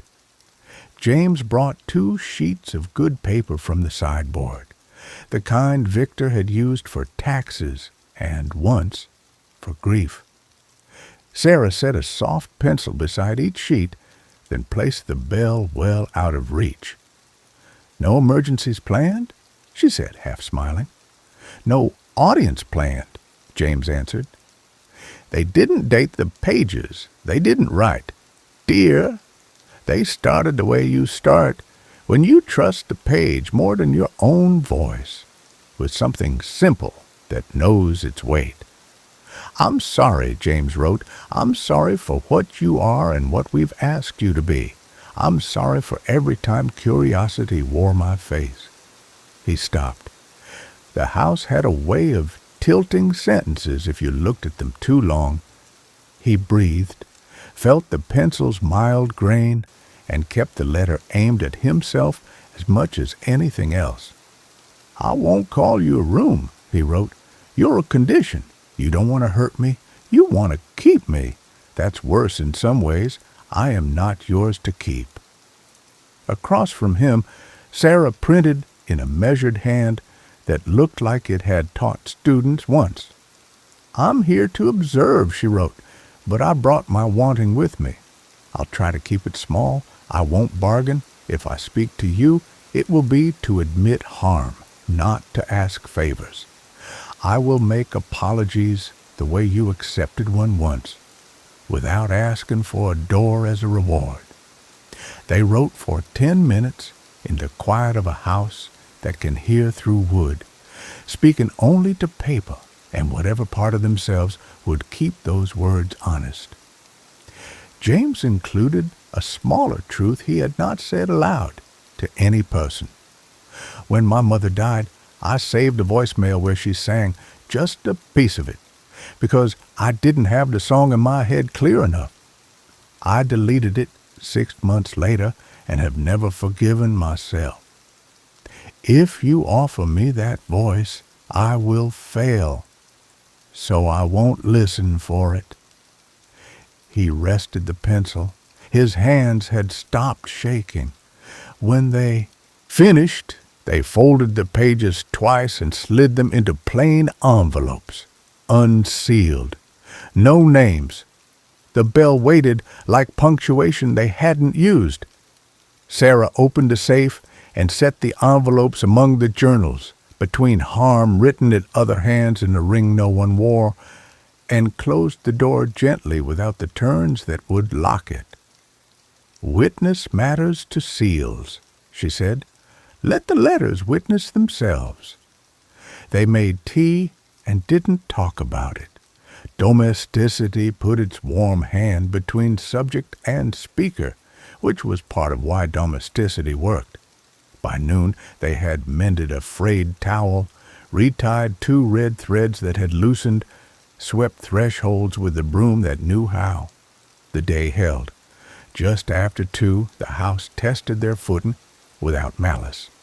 The long hall shortened by an inch and then stretched by 1 in a slow flex. James said, "Not a door," in the same tone he used for past assault. The flex subsided. The river print looked a little smug, as if it had resisted temptation and was proud of itself. At 3, Blackwood texted, "Supplies delivered to gate. Coarse salt, candles, batteries per request. Will leave receipt." The ordinariness comforted James in a way that should have embarrassed him, and didn't. "I like receipts," he said out loud. "Receipts are proof of being ordinary." "Receipts are the opposite of apparitions," Sarah said, and made a neat note of what had arrived. They hauled the boxes to the porch and stacked them where weather and want could not find them easily. On the way back inside, Sarah paused at the threshold and smiled at the broom leaning by the door. "You're doing good," she told it, which was ridiculous and helpful. Late afternoon thinned to the color of milk glass. They named rooms twice. James said, "Basement door shut," with a confidence that fit in his mouth better than it had on any previous attempt. The stove ticked like a small animal in sleep. The lamp gave reliable warmth. He let those textures tune his hands. At dusk, he covered the mirror. The cloth settled without a whisper. He smoothed it once and thanked it in his head, then turned away before habit made that gratitude into an invitation. Evening kept its shoulder to the door. The first oddness arrived at 9:11. A breath on the back of James's neck that wasn't a draft and wasn't his own. Cool, inward, patient. He didn't turn. Turning was a kind of invitation here. He focused on the grain of the dining table where Victor had written invoices and apologies, and the breath left as if deciding to try another house. At 9:47, the woman in blue stood where the garden path met the iron fence, a figure at the edge of property, head inclined as if listening through metal. She didn't look at the house. Sarah went to the window in the careful way one approaches bees and looked because looking was allowed. "She's where the line is," Sarah said quietly. "Maybe names make fences harder to step through." "Maybe she's resting," James answered, and didn't know why that felt true. At 10:23, a low murmur rumbled in the kitchen wall with the old dumbwaiter. Frequencies stacked like books in a case, not words, the suggestion of speech. Sarah set the bell down in the doorway between parlor and hall and took out her phone to mark the time. The murmur faded like an engine moving down a far road. They ate late. Soup again, bread again, the repetition itself a charm. "We could add carrots tomorrow," Sarah said, "and pretend that counts as a ritual." James laughed quietly and felt the house not quite lean toward the sound. Laughter lived this week at the edge of safe. At 11:08, the basement gave a single courteous knock. James named the kitchen. The knock did not repeat. At 11:31, the mirror's cloth collected a seam of dull brightness along the left edge, then remembered itself as fabric. At 11:54, the safe, clicked as metal does, obedient to temperature and time, and then settled. They did not look. They did not feed it. Midnight arrived. The hour tasted thinner. They sat, and the house arranged silence around them like a tablecloth. At 12:07, the hall shortened by a half-foot and did not lengthen again. The river print sat where it should, but the space gathered like a breath taken and held. James chose nouns. Baseboard, vent, nailhead, picture hook. Sarah added, scuff nobody remembers making. And the held breath let itself go. At 12:19, from upstairs, the rocking chair began its precise metronome, forward, back, forward, back. The rhythm was not tight. It carried the gentle slack of being rocked by hands that had learned steadiness on their own. James pictured nothing sitting there, because picturing was peril, but he could not keep one thought from forming. The same italic thought that had made him write letters he would not send. If an apology had once opened a door out of that room, perhaps apologies made a small draft under the threshold even now. He didn't go upstairs. He didn't speak. He let the chair ride its arc and wrote, "Nursery present, we remain below." At 12:26, the long hallway put a door where a wall liked being. The panels were the same vintage as the ones they had named into shyness 2 nights before. The glass oval knob held patient light like a cupped drop of water. The door did not throb, did not creak. It existed and waited. "Not a door," James said to the plaster around it, voice even. Sarah echoed him. They named the world into being again. Baseboard, vent, nailhead, picture hook, scuff. The door remained because patience is a kind of hunger. "Letters," Sarah said softly, not as an instruction but as a reminder that they had done one brave human thing that morning and might have more bravery left. James nodded. He did not speak to the door. He spoke to the air above the table, the height where truth might hear without being invited. "I'm sorry," he said, as if finishing a sentence started hours before, "for what was done to make you, for what was taken. I will not be your father. I will not be kept." The air didn't change temperature. The cloth over the mirror didn't stir. Upstairs, the chair rocked once, twice, then stopped, as if counting to 2 had been enough. The door stayed. It did not open. It also did not sharpen. Its lines softened the way shadows do when a cloud moves in front of a moon. "Again?" Sarah asked. But her voice held that careful blankness academics use when they don't want to lead a witness. "Not yet," James said. "Truth shouldn't be spent like coins." They waited. At 12:41, a new sound came.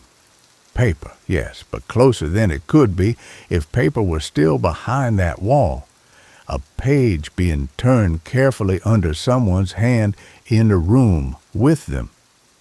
James looked at the table. Nothing had moved.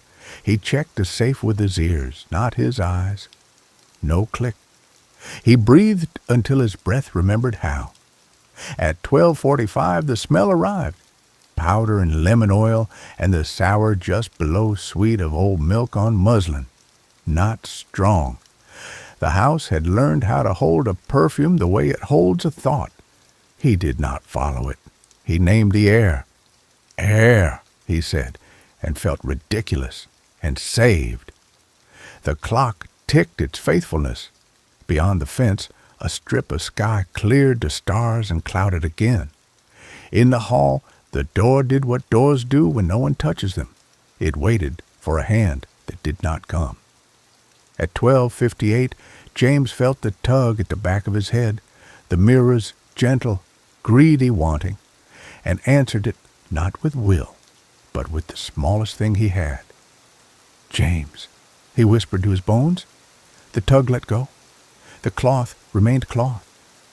1 o'clock came, clean as a new sheet pulled over a bed. It did the thing 1 o'clock does here. It allowed the world to remember itself. The door dimmed one shade, then another. The panel line softened into plaster. The glass oval's cupped light emptied. The river print sat square on the wall as if it had never been anything but river and ink and patience. "Good," Sarah said, not in triumph, but in gratitude. "Good is good." They slept, not deep. Sleep here was a shallow river, but enough. When dawn unrolled itself like a pale ribbon, James woke with a small ache in the bridge of his nose where worry lives, and found it belonged only to his body, not to anything in the house. He named rooms twice. He brewed coffee. He uncovered the mirror at last light with the steady care of a person who knows a curtain can also be a gate, and chose with 2 hands and 1 breath to make it a curtain. When he turned back to the table, an envelope lay where his coffee had been, exactly the size of the ones they'd used the day before. No seal, no handwriting. His name was not on it, because names are gifts here. He did not touch it. "Sarah," he said. She came to his shoulder, looked down, then glanced at the safe and back again.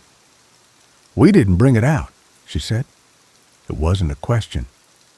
"No." They stood with the envelope between them, the way 2 people stand over a small animal they're trying not to startle. "It could be nothing," she said. "It could be a door," he answered. They did not open it. They didn't even move it. They stood and let the day draw its breath. The envelope lay quiet as a thought one of them might have had, and folded on their own.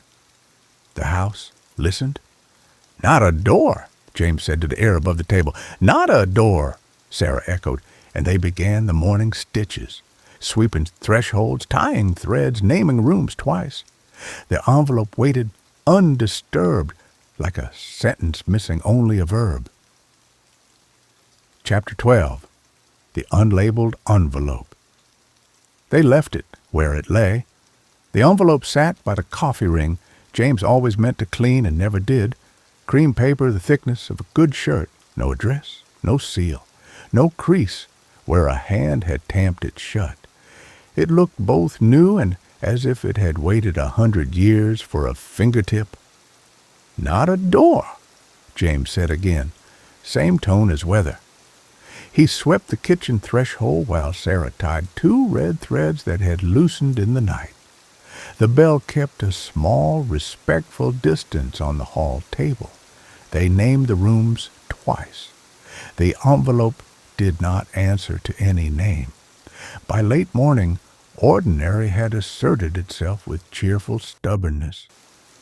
Blackwood's delivery receipt sat on the sideboard like proof life still liked paper. The broom leaned with the self-esteem of a tool that knows it's useful. The lamp hummed. Birds did whatever birds do when nothing wants to eat them. They ate pears, cut neatly, and smeared peanut butter on toast, because the mind likes fat when it's thinking. James kept the table between him and the envelope without making a ceremony of it. Sarah took notes with one eye on her page, one on the boundary where normal and not normal exchanged glances. "It wants us to choose," she said finally. "Choosing is a kind of energy, so we choose to let it be." He nodded. Choice here was a low wall you could sit on. They sat on it. At 2, when afternoons tend to misplace their purpose, a draft passed above the envelope as if someone had blown gently across the table. The paper didn't stir. It behaved like a rock in a stream. Water parted, met again. James felt foolish relief and allowed the feeling without scolding it. At 3, he stood at the porch rail while Sarah checked the temperature tag in the long hall. The yard smelled like wet iron and green sap. Out by the fence, not near but not far, the woman in blue stood angled toward the road, as if waiting for sound rather than person. She didn't look at him. He didn't lift a hand. A wind touched her dress and did not move it. He named the porch under his breath and went back inside. They decided, without saying, "We decide," to work in the study. In daylight, the safe hour. The door stayed open. The thresholds wore their careful white. They did not sit at the desk. They sat on the rug where the sun struck in a clean oblong and copied dates from Wexley's mess into a timeline that forgave where it could. Domestic history without the blood. The act of aligning years steadied their own. When they came out, the envelope had rotated a quarter turn as if to admire the room from a new angle. James stopped. Sarah did not. She set a glass of water on the far edge of the table, not near, and watched the surface for disturbance. Nothing. The water reflected ceiling, light fixture, the faint halo of a bulb. "Not wind," she said. "Not a draft." "It wants to be looked at," he said, "like the door." "We can look without doing," she said, and the words felt sound. He looked. No ink, no watermark.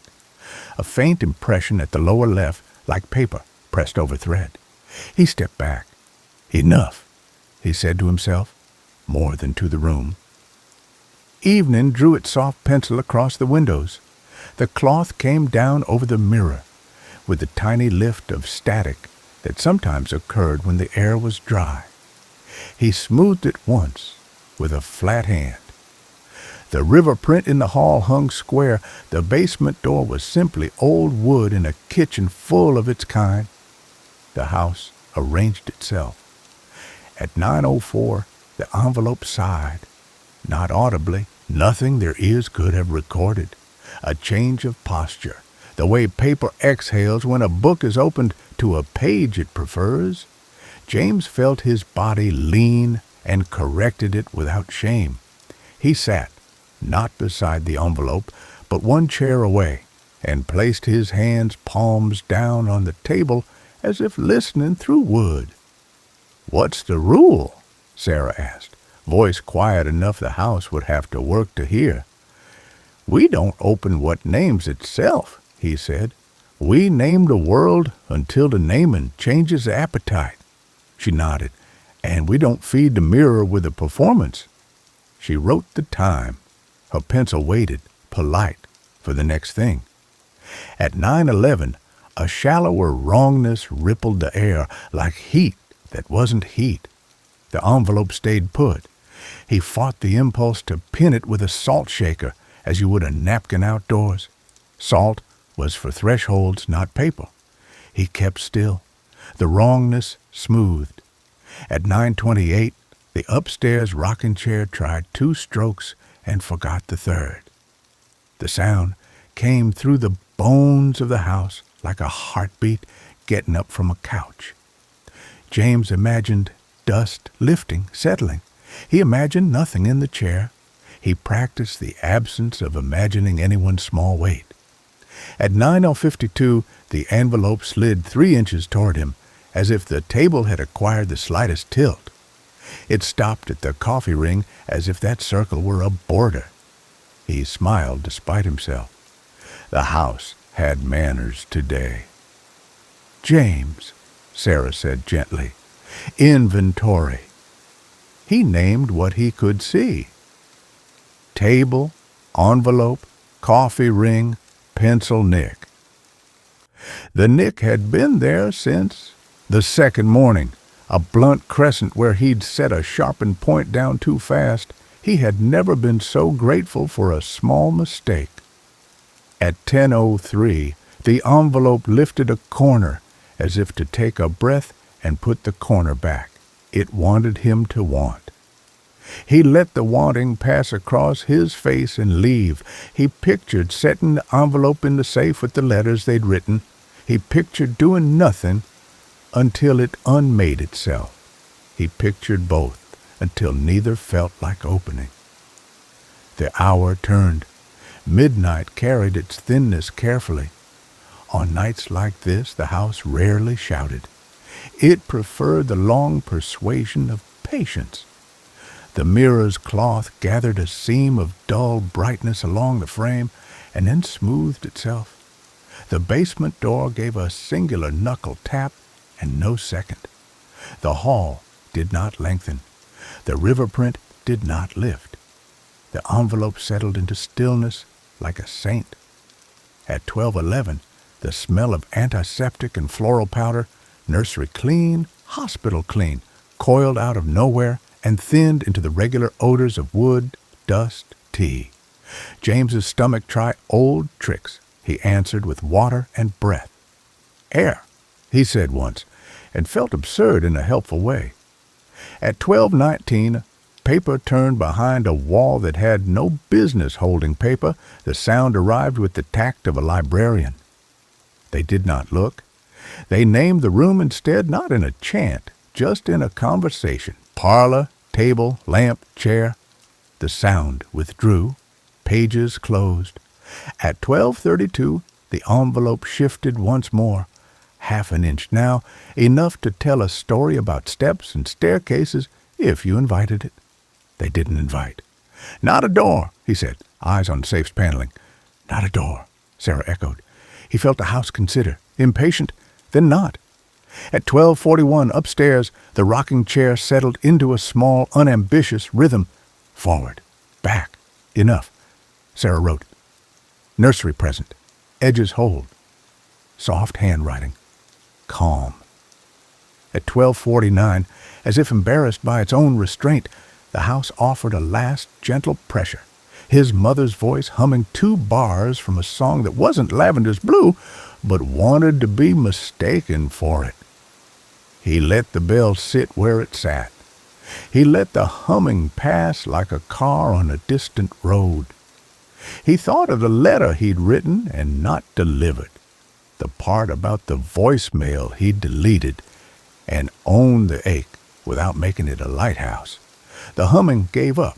1 o'clock lifted the hour's thinness like a cloth from furniture. The envelope lay exactly where it had started, by the coffee ring, not a millimeter closer. The room expanded into itself. He and Sarah exhaled the way people do when someone kind sets a heavy bag down for them. "You're not opening it," she said, confirmation rather than question. "I'm filing it," he answered, and only when he stood did he realize the sentence had made itself in him hours ago. They used 2 envelopes, one that moved, one that had behaved. He slid the unruly one into the tractable one without looking for contents. The paper gave a small disappointed sound, the squeak of clean stockings on polished floor. He opened a safe, and with a steadiness that felt hard-won and true, placed the nested envelopes between their own undelivered letters and Victor's note about apologies. He shut the door without spinning the dial. "Witness," he said softly. They did not sleep so much as lie down and let the night move its furniture around them. Dawn came like relief, warm and cold fingertips. The mirror, once uncovered, held only a room with 2 tired people in it and a window that had forgotten how to be a mouth. James poured coffee and didn't look into the black too long. The day behaved. They swept thresholds with the broom that had earned a compliment. They named rooms twice, voice level, as if reciting groceries. They tied one fresh red thread where a latch had remembered friction. They ate carrots with their soup and pretended that counted as variety. And the pretense felt good enough to almost be true. Late afternoon stretched and then held. James stood in the hall and listened. The wall where the door liked to be weighted, and finding no hook to hang itself on, remained wall. He felt gratitude the way you feel a coat on a cold day, aware it wasn't your skin, but thankful for what it made of the air. On the porch, Sarah dialed her colleague and left a voice message, speaking in the crisp shorthand of a field report softened by relief. Soft seals holding day 3. Envelope phenomenon, self-presenting object, contained without engagement. No growth from minimal name strategy, will forward notes. When she came back in, the safe gave a normal, lovely click, metal, remembering weather. James smiled without looking up. He sat at the table and realized his right hand had found the pencil nick again, tracing the crescent as if practicing the shape of a moon. He let his hand stay there, the human weight of it on wood, a stitch that didn't need belief to work. Night would come and do its work. Doors might try being doors. Paper might remember it had once been tree and lean. The chair upstairs would almost certainly rock. The basement might tap with knuckles that had never been attached to anything that breathed. But for now, in a house that listened, 2 people chose stitches over cuts, naming over knowing, apology over appetite. And the house, or something in it, allowed them that choice. For now.